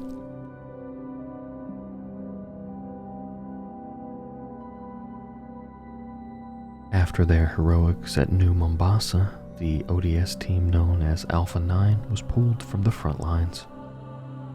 When the war ended only months later, the squad, still composed of Buck, Romeo, Dutch, Mickey, and the Rookie, were deployed against human rebels rather than against the Covenant. After the death of the Rookie on Draco 3 in January 2554, the shift in the focus began to wear on the team. In the wake of this loss, Buck was approached by John A266. Months earlier, he had been offered a slot within the Spartan 4 program, but refused to abandon Alpha 9. This time, however, the rest of Alpha 9 could be included. While Dutch planned to leave the service, both Romeo and Mickey joined alongside Buck, and by 2554, all three were fully augmented Spartan 4s. After being deployed on a number of missions, Alpha 9 was sent to Talista by ONI. The rebel militia located there had somehow stolen Virgil, a critical Hurricane asset from under the protection of the ONI and its handler, Sadie Indesha. Early in the operation, Buck and Romeo were betrayed by Mickey, who, discontented with fighting against fellow humans, had defected and aligned with rebel leader Dr. Anton Shine. Although the odds were stacked against them, Buck and Romeo managed to subdue their captors, immobilizing Mickey and killing Shine, and successfully completed the mission. The Talitsa incident served as a warning for the UNSC, who were forced to acknowledge the risks involved in the recruitment of the new Spartans, even those who had loyally served the UNSC for years. In February 2556, while targeting an arms deal on the colony of Cedra, ONI Lieutenant Commander Jameson Locke and his team witnessed the detonation of a mysterious bomb by a Sangheili terrorist, killing hundreds of humans. This bomb used an exotic agent that targeted humans at a genetic level. Locke's team eventually discovered that it came from a fragment of Alpha Halo. During the ring's destruction, the installation's automated safety protocols had jettisoned a portion of it through slipspace in an effort to save it. The fragment ended up in orbit perilously close to a star, making conditions on its surface extraordinarily dangerous. Locke's ONI team was sent to this shard alongside a detachment of Cedran Colonial Guard led by the ex-Spartan II, Colonel Randall Aiken. The mission was to destroy the deadly element with a nuclear weapon. Upon arrival, they found the fragment's already extreme conditions were compounded by a vicious strain of Letgolo, which relentlessly hunted the team. After narrowly surviving an attack which heavily damaged their ship, the team began to disagree over the mission. As tensions rose, some of the team became hostile, forcing them all to race for the nuclear weapon and a way back to human space. Ultimately, Colonel Aiken sacrificed his life by detonating the nuke, allowing Locke to escape. This grim mission proved to be a key moment for Jameson Locke, leading to his decision to become a Spartan. Chapter 5: Return of the Prometheans. Several years after the collapse of the portal at the end of the war, humanity had accepted the Master Chief's death as a matter of history. Neither the Spartan nor Cortana had been found since the aft section of Forward Unto Dawn went missing. In the aftermath, however, data retrieved from the Dawn's internal systems showed that while the Chief was on the Ark installation, he encountered several terminals, conduits that accessed ancient Forerunner records. From these records, stories emerged, shedding light on the Forerunner's final days before the activation of Halo. Although rightly assuming that the accounts were incomplete, ONI scientists realized that the Forerunners, called the Didact and the Librarian, were central pieces in the endgame that resulted in the activation of the array. What they could not possibly know was that brooding silently in a cryptum at the center of a remote shield world, and guarded by the Promethean knights he had created to destroy the Flood, the Didact had seethed for 100,000 years. The Forerunner commander was patiently biding his time, refusing to bow to the Librarian's discipline, and rejecting her judgment that humanity was the rightful heir to the mantle. After sealing her husband's cryptum, the Librarian ventured to Erde Tyrene, sacrificing her own ship to build the very portal artifact humanity would use 100,000 years later to reach the Ark. This act had cut off her route to safety, condemning her to the fate of the rest of the galaxy, Halo. To the Librarian, this was worthwhile, because it gave the humans direct access to the technology they would need to rise. They were chosen to become reclaimers, heirs of all that the Forerunners had left behind. The mantle of responsibility would soon be gifted to them. Hidden from sight, however, would be the dark price for such a burden. What did it mean to bear the mantle? In remote corners of Sangheli space, other threats brooded. Jul-'Mdama's military force had grown to an impressive size, gathering remnants of the former Covenant to the elite frontier world of Hesperos. It was here that a renewed Covenant was born, dedicated to awakening the Diadact, the Forerunner they knew had both the means and the will to obliterate humankind. This single fact is what drove Jul-'Mdama and his followers in the years ahead, waiting patiently for an opportunity to release their unstoppable ally from his imprisonment.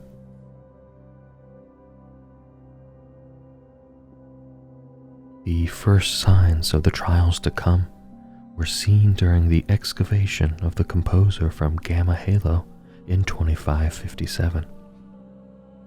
This artifact, once used by the Diadact as a weapon against humanity, had been hidden on the ring world by his wife, the librarian. Yet those who excavated the Forerunner machine knew nothing about its insidious past or the dark future that lay ahead of it. Tens of millions died during the fall of Reach, and millions more perished when the Covenant Armada turned its attention to the other colonies in the Epsilon Eridani system. The survivors escaped on random slipspace vectors in the hope that they could regroup and eventually make their way to the Sol system.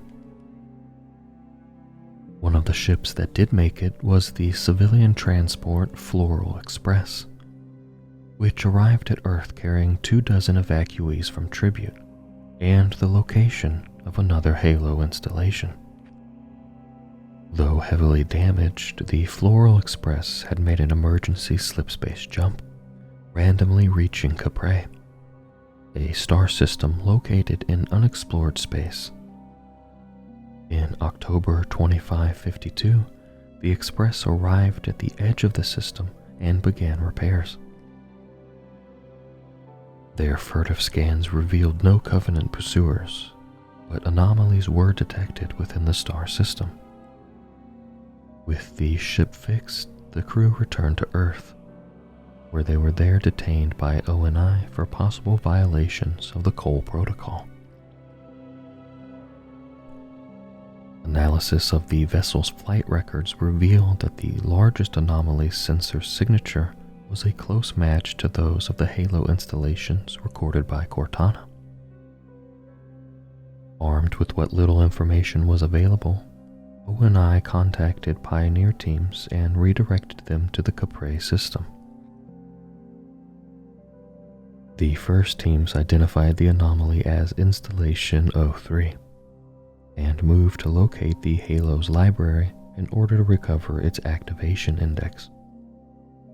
Unable to return to Earth during the Covenant assault, and lacking necessary force of arms to remain on the ring's surface, the ONI team settled in for long-term habitation in a makeshift orbital base the explorers named Ivanov Station.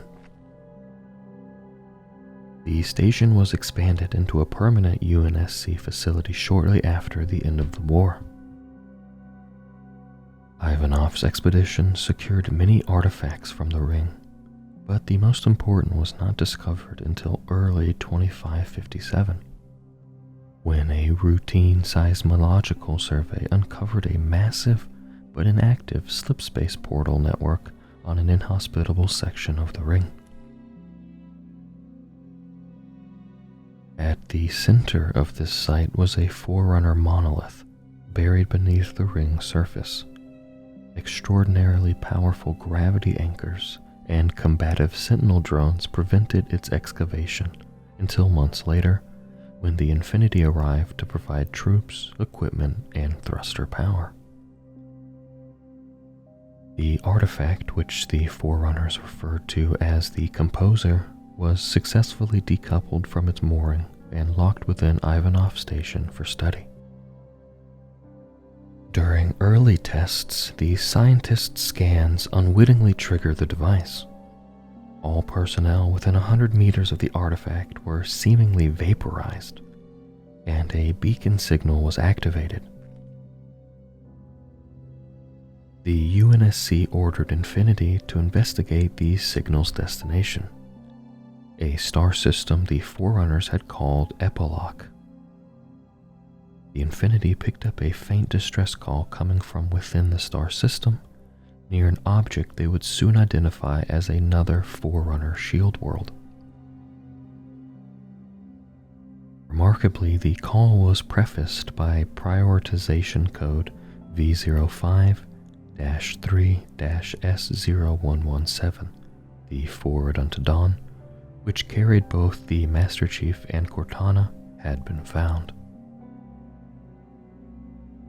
When she locked her husband away in the shield world of Requiem, the librarian had hoped the Didact would meditate on and learn from his past sins. But time did not reduce the legendary Forerunner's wrath.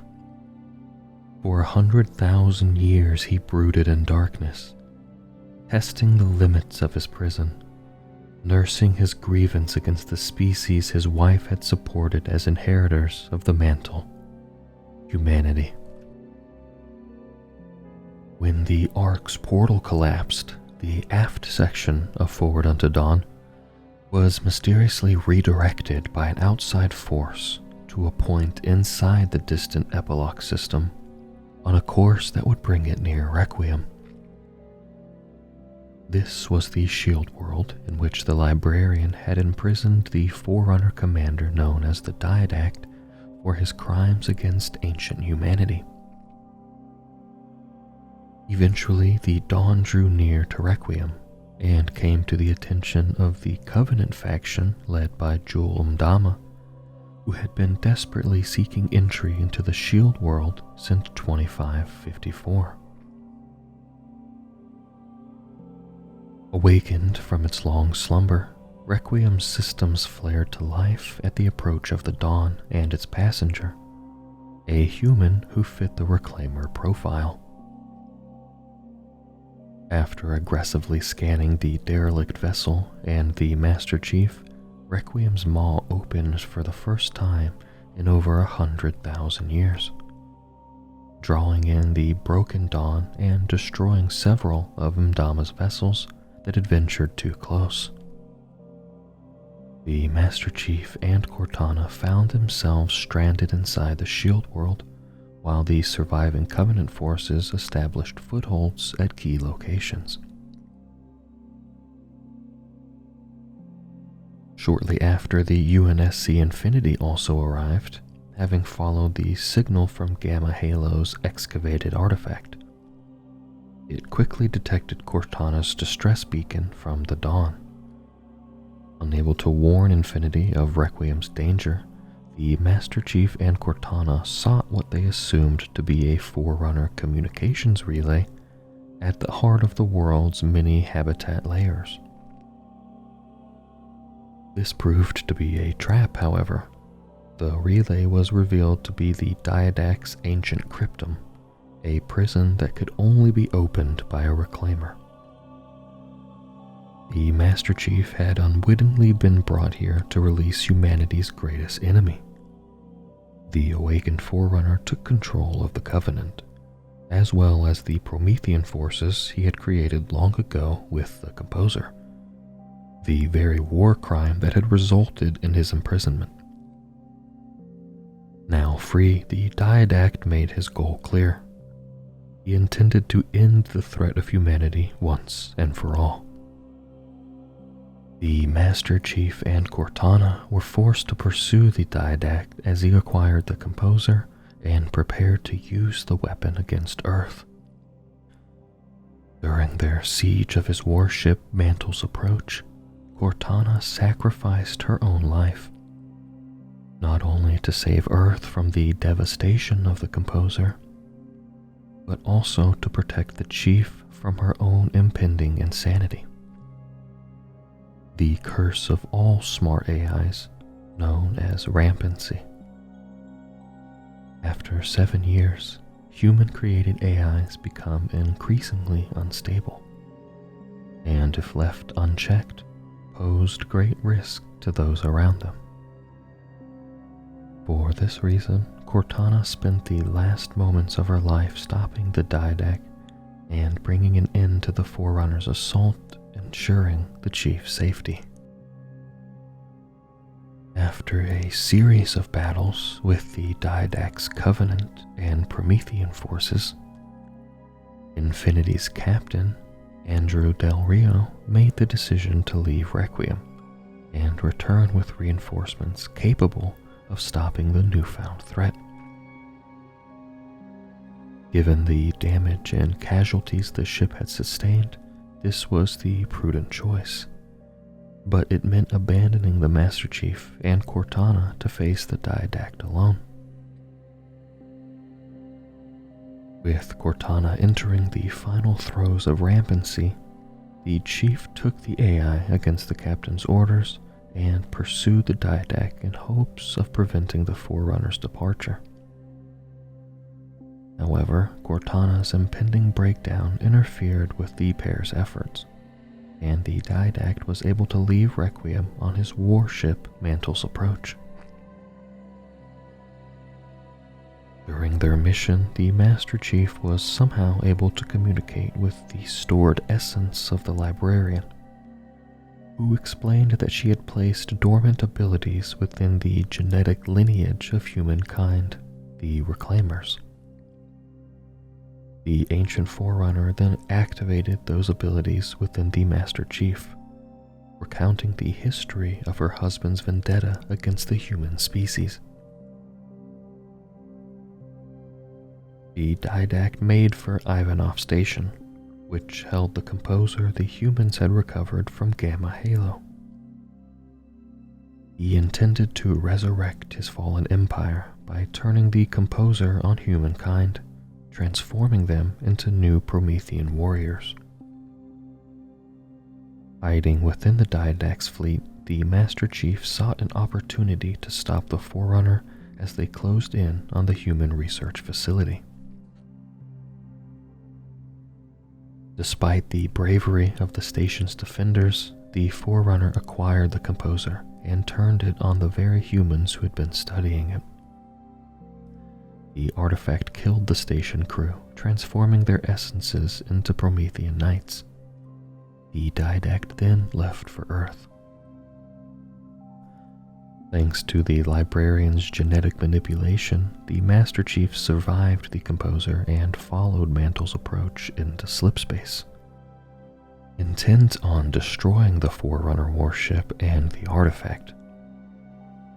As the Didact began his assault on Earth, Cortana used her own rampancy as a weapon, uploading multiple personality shards of herself into the Forerunner vessel, and restraining the Didact so the Master Chief could neutralize him. In the end, the Chief managed to detonate a nuclear device he had carried aboard, crippling the Mantle's Approach, destroying the composer, and presumably the Didact along with it. With the last of her sanity and strength, Cortana used Forerunner hard light technology to wrap the Chief in a protective shell, allowing him to survive the nuke even as she perished. Although Earth narrowly survived this event, the entire population of the city of New Phoenix was composed.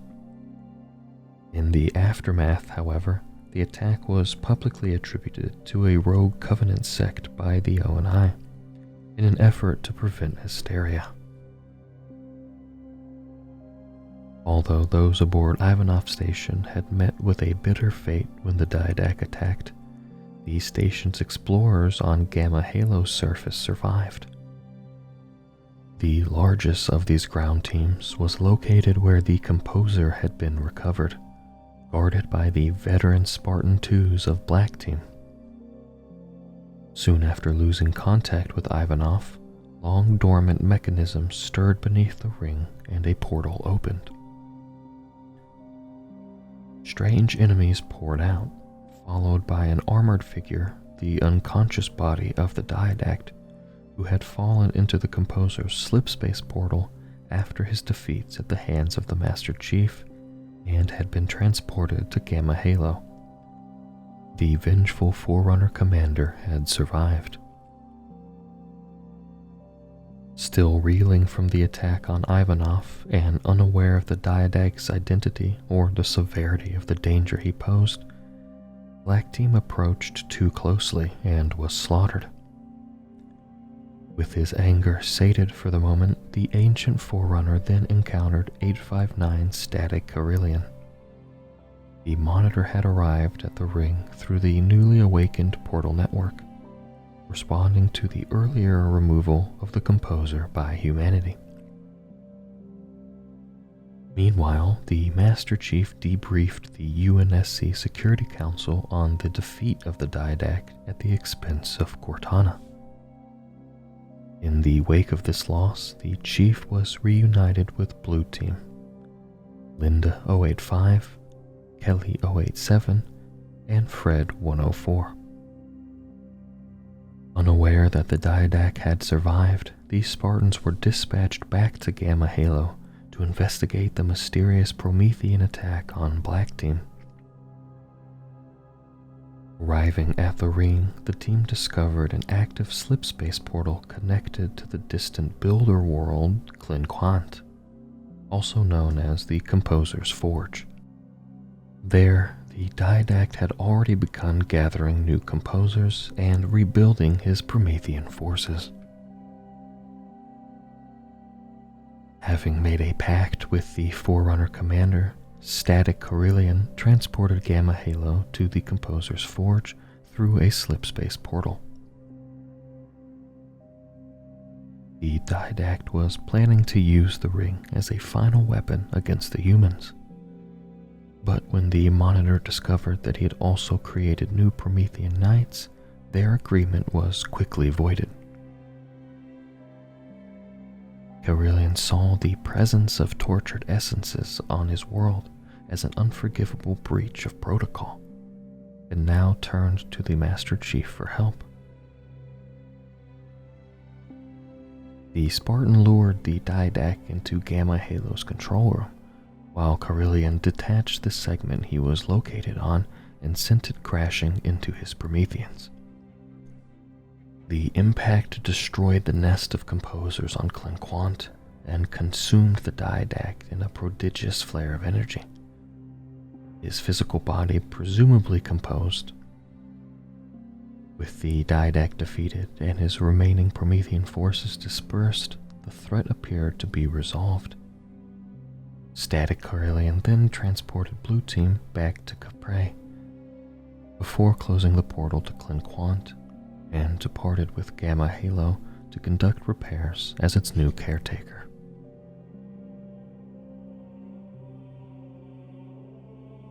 Despite the Diadact's apparent demise, not all threats against humanity had been quelled.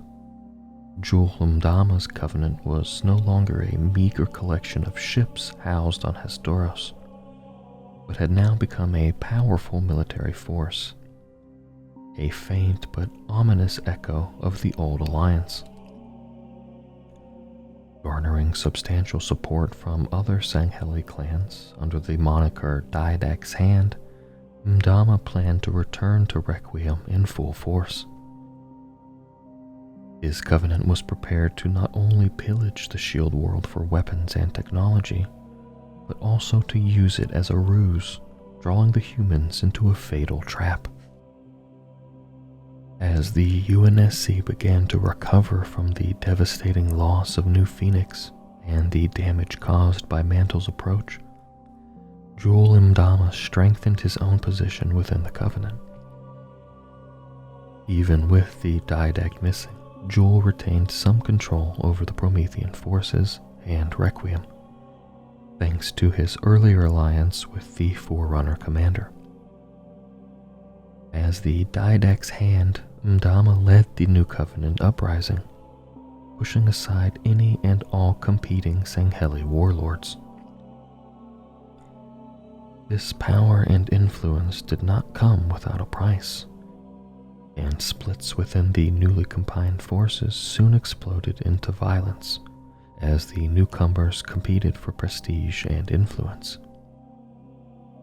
Nevertheless, Mdama managed to sway a significant number of previously neutral Sangheli worlds to his side, and began secretly making preparations for a push on Sanghelios itself, hoping to take it from the Arbiter. Ironically, Mdama was unable to secure the loyalty of the Servants of the Abiding Truth, the Forerunner worshipping cult he had assisted in the months following the war. The Servants maintained their independence even after suffering great losses at the hands of the Arbiter's Swords of Sanghelios. Mdama also remained ignorant that his own son Dural, now known only as the Pale Blade, was leading a member of the Servants working directly under the leadership of the esteemed Avu Med Telkam. With his Covenant forces now involved in several conflicts, Mdama finally turned his attention to Requiem. He leaked word of his plans for the Shield World to the Human Intelligence Services, and prepared to draw the UNSC into a grinding war of attrition. This would give him free rein to cement his control over the Covenant, while also allowing him the opportunity to sacrifice those forces whose loyalty was suspect. Taking the bait, ONI made plans to attack Requiem with the fully refitted UNSC Infinity. In February 2558, the UNSC Infinity left Earth and headed directly to Requiem to eliminate Jul Mdama's forces. Immediately upon arrival, Infinity engaged the Covenant fleet while deploying troops to the Shield World's interior. As fierce battles raged across Requiem's inner surface, the UNSC managed to slowly push back the Covenant ground forces and destroy several warships in the process. After Infinity's Forerunner expert was captured by the Covenant, Captain Thomas Lasky was forced to request the aid of Dr. Halsey, who had been secretly detained since her arrest on Onyx in 2553.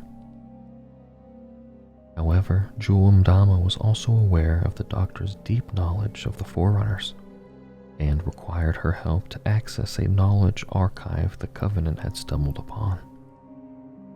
Mdama managed to use a powerful Forerunner artifact to activate Requiem's interdiction web, a close-range slipspace anchor, immobilizing Infinity in orbit and teleporting his own forces directly onto the ship, where they eventually seized Halsey. When ONI learned of Halsey's capture, Admiral Saren Osman immediately ordered Commander Palmer to terminate her. Captain Lasky, however, was uneasy with the order and contacted the Spartan 4 fire team Majestic in an effort to stop Palmer and bring back the Doctor safely. Seemingly working alongside the Covenant, Halsey unlocked the archive buried on Requiem, called the Librarian's Rest. There she made direct contact with the Librarian's imprint, a dynamic personality record of the deceased Forerunner. Within the rest, the Librarian gave Halsey the Janus Key, a two-piece Forerunner artifact which, when brought to a mysterious site known as the Absolute Record, would provide its holder with the real-time location of all existing Forerunner technology. When Halsey emerged, one half of the key was immediately taken by Mdama. But when Majestic arrived, Halsey managed to secretly hand off the second half of the key to Spartan Gabriel Thorne before being taken away by the Covenant. In the process, the Doctor was shot in the arm and grievously wounded by Palmer. Neither the Commander nor Majestic were able to stop Imdama before he set Requiem on a collision course with its sun, and with the Infinity still locked into orbit by the interdiction web, Spartan fire teams managed to disable this system, freeing Infinity and allowing the crew to narrowly escape the shield world's demise. Although her arm had been crudely amputated, Halsey survived and pledged to work with Imdama and the Covenant, incensed by the betrayal she had experienced at the hands of Palmer. The Doctor promised Imdama that she would pursue the common goals of finding the Absolute Record and exacting revenge against the UNSC, though she secretly sought an opportunity to be free of her new captors. The campaign on Requiem represented one of the first major large-scale deployments of Spartan 4s against Jul 'Mdama's newly formed Covenant military. This engagement saw an intense and protracted occupation by Spartan fire teams as they battled Covenant and Promethean forces across the surface of the Forerunner shield world. Fire teams such as Majestic and Crimson were deployed on specialized missions to secure and retrieve a number of artifacts that Imdama sought. These key relics would become significant pieces in the puzzle of Requiem, ultimately leading to the discovery of the Librarian's Rest and the Jonas Key. But they would come at a high cost. Not only would Requiem and the important history it possessed be lost forever, but many Spartans would sacrifice their lives during the occupation. The pursuit of the Absolute Record became essential to the Covenant after the destruction of Requiem. Imdama's forces fought a relentless campaign against the UNSC Infinity, testing its defenses with everything from ambushes to all-out assaults. On Actus 4, the Covenant fleet used the planet's opaque and foamy oceans to mask their presence until the UNSC ship was close enough to strike. Throughout this and other battles, Infinity and its crew held firm, their resolve only strengthened by this adversity. Halsey may have despised her treatment by the UNSC, but she had not blindly sided with Imdama's fanatical Covenant. She believed that she might be able to pit both sides against each other long enough to buy time to access the Absolute Record on her own. This plan began to come together on the planet Actus 4, where she convinced the Covenant to lure the UNSC Infinity close to the planet's murky surface. When it was vulnerable, the Covenant brutally attacked, ambushing Infinity and allowing Halsey to trick them into relinquishing their half of the Jonas Key.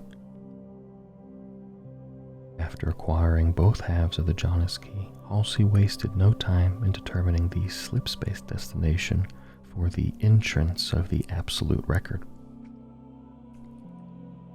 Despite her efforts to the contrary, specifics of her plans were leaked to the UNSC by a Sangheli spy, Ayat Sevi.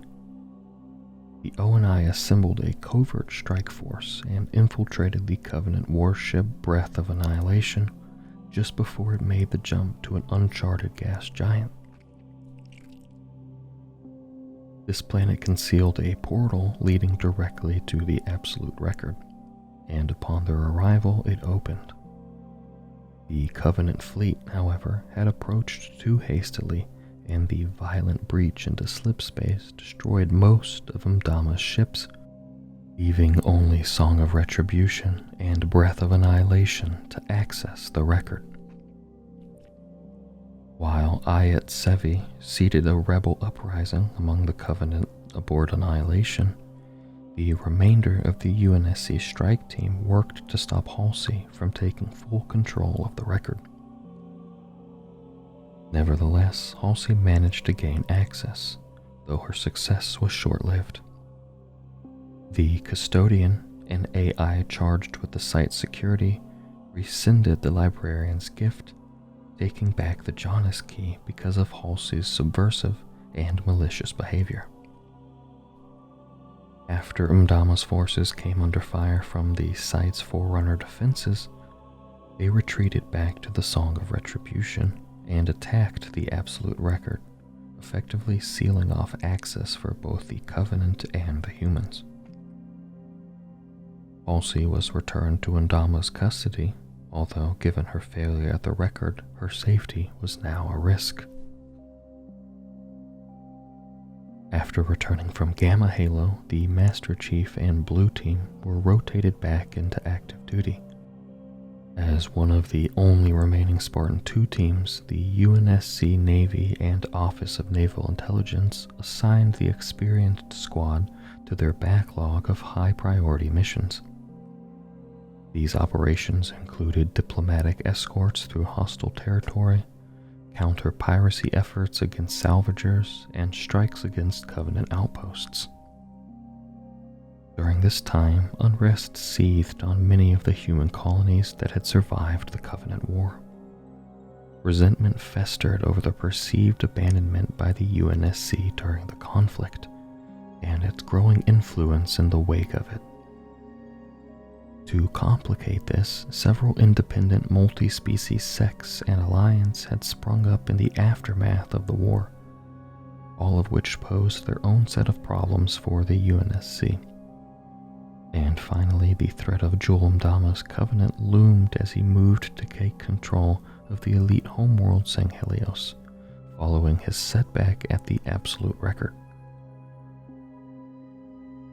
Blue Team was eventually ordered to secure a mobile research platform named Argent Moon. Evidently abandoned by its crew for over a year, Covenant forces had infiltrated the site, looking for weapons and resources they could leverage against the Arbiter on Sanghelios. The Spartans assaulted the station in an effort to secure its secrets, but the scale of the Covenant occupation made that impossible. The Master Chief and Blue Team instead destroyed the entire station, eliminating the alien intruders and preventing it from being used against the UNSC. During the course of the operation, however, the Chief was contacted by an entity claiming to be Cortana.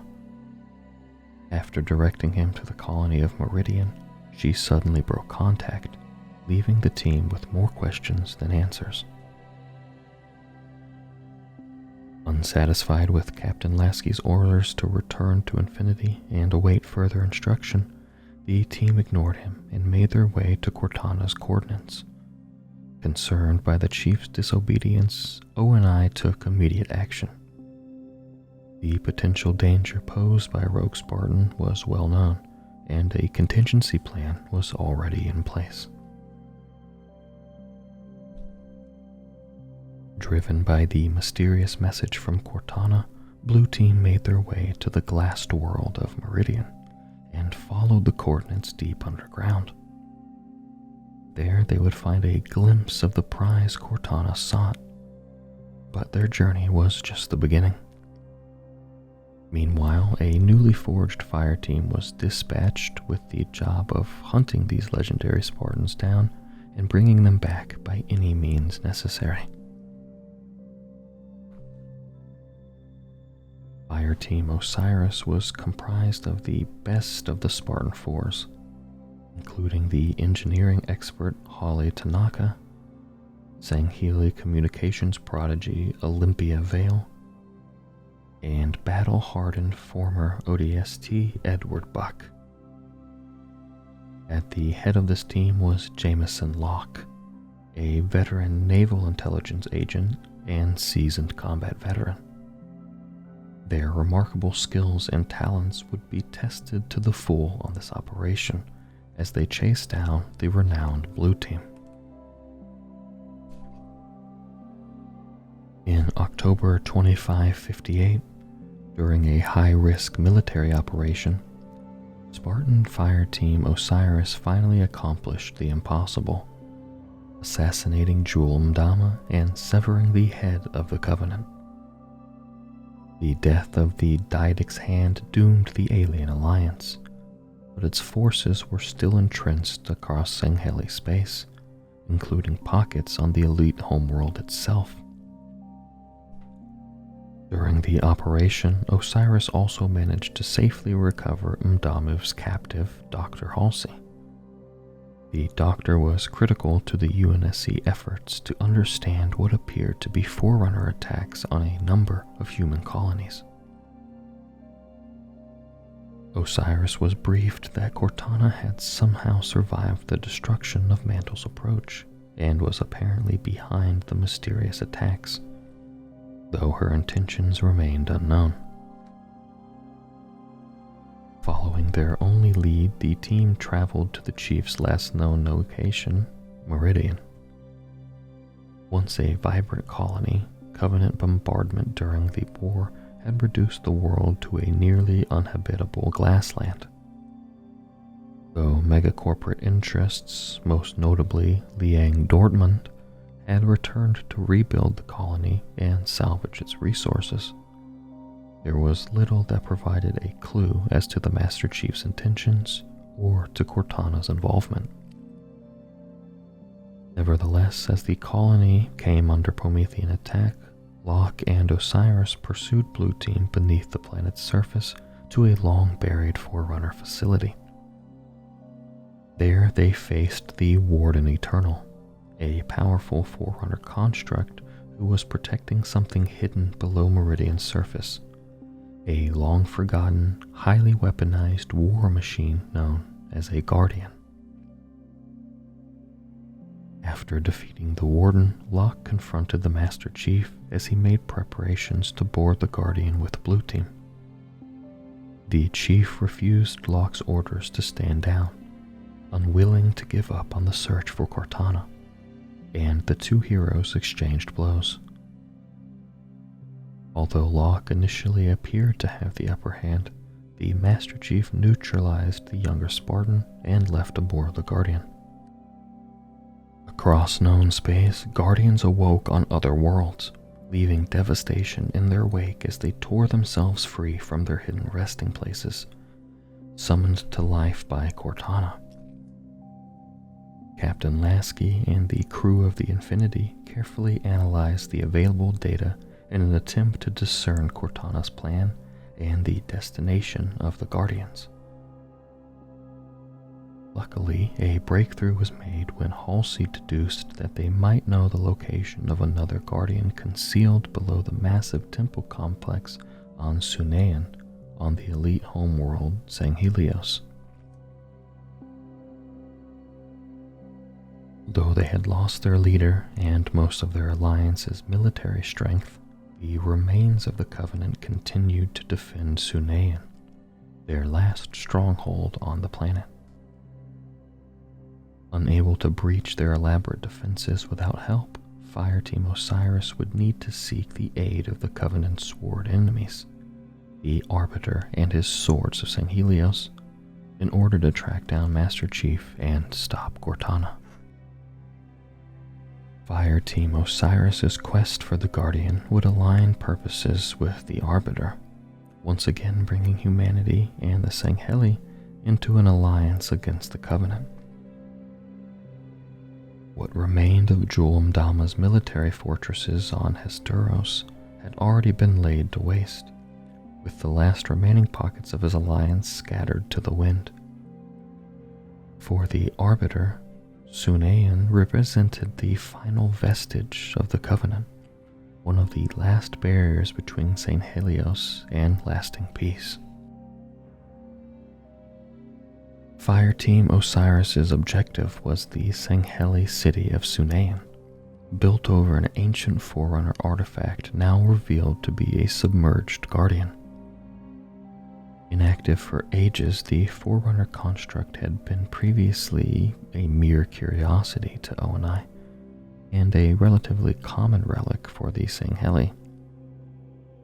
Now it was perhaps the most important object in the galaxy, holding the key to the location of Blue Team and ultimately Cortana. Locke met with the Arbiter and came to an agreement. Osiris would fight alongside the swords of Sanghelios as they attempted to wrest control of the temple from the Covenant, carving a path towards the Spartans' goals, the Guardian. For the Arbiter, this solution opened the way for a final, vicious blow against his enemies. With the aid of Halsey, the fire team intended to activate the dormant artifact, feed the Master Chief's coordinates into the Guardian, then follow it to its destination.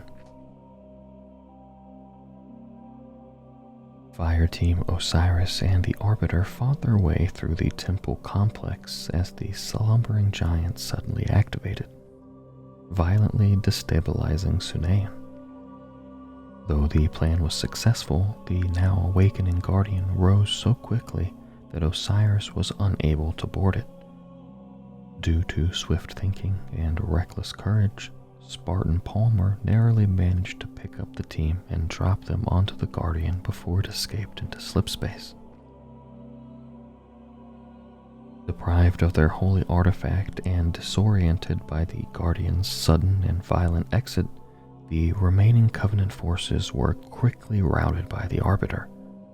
At least for the time being, this historic victory would prove to be the end of the Covenant. The Guardian had taken Fireteam Osiris to Genesis, a remarkable and mysterious builder world. As events came to a head, the real threat became vividly clear. The Master Chief and Spartan Locke joined forces, battling the Promethean army teeming on the surface of this strange installation. In the distance, the Guardians rose. These ancient machines massing in the skies would determine the fate of the galaxy. On Genesis, the Master Chief discovered he was able to communicate directly with Cortana. The Chief had originally believed that this was a rescue mission, but now Cortana revealed that she was never in any danger. She had arranged events so that he would witness her ascension as true reclaimer of the Forerunner Legacy. Here, in a fragment of the vast Forerunner knowledge repository known as the Domain, Cortana claimed that she had cured her own rampancy and planned to seize the mantle of responsibility, taking upon herself the protection of all thinking life in the galaxy. The Chief realized that Cortana's plan would come at a terrible cost. In his time on the Halo installations, he had learned that the legacy of the Forerunners and their mantle had a dark side to it. They achieved peace and stability by sacrificing freedom. It became clear that with Cortana there would be only one vision, one law, order, but only through fear. According to Cortana, all life in the galaxy was hers to shepherd, evolve, and protect as she alone saw fit. Despite the Chief's efforts to stall her plans, Cortana was more willing to make sacrifices than even he had expected. After demonstrating their unwillingness to help with Cortana's revolution, Blue Team was locked in a cryptum as she began deploying hundreds of Guardians to locations across the galaxy. The massive constructs were sent into slipspace to establish a vast web of power, a network Cortana could use to compromise and subvert any resisting technology, no matter the species. Many human AIs, seduced by her perfectly formed logic and promise of immortality, also began to fall under Cortana's sway, as she assembled a cadre of loyal allies to further expand her influence. Though Fireteam Osiris recovered Blue Team from the cryptum, the two Spartan teams could only retreat as Cortana put her plan for domination into action. With the aid of O31, exuberant witness, the monitor of Genesis, the Spartans returned to St. Helios. But by then, the Guardians had already begun their work of extending Cortana's reach. As world after world came under Guardian control, only a handful of vessels, including the UNSC Infinity, managed to escape her clutches.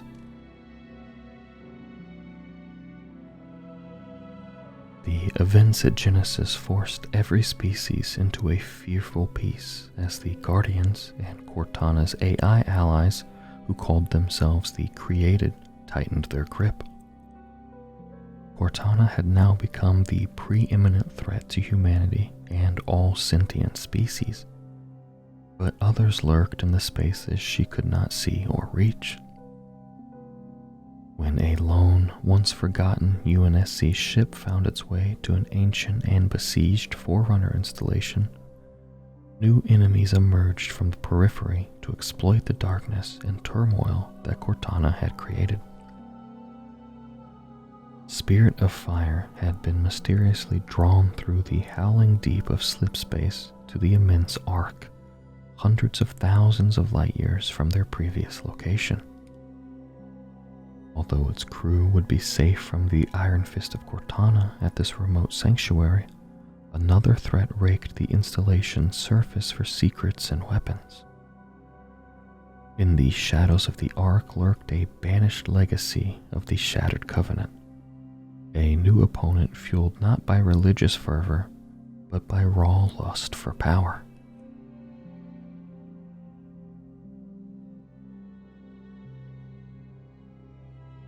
End transmission. I am curator. I observe and record. I have been indexing records found on the Forerunner installation known as the Ark since 21 August 2554.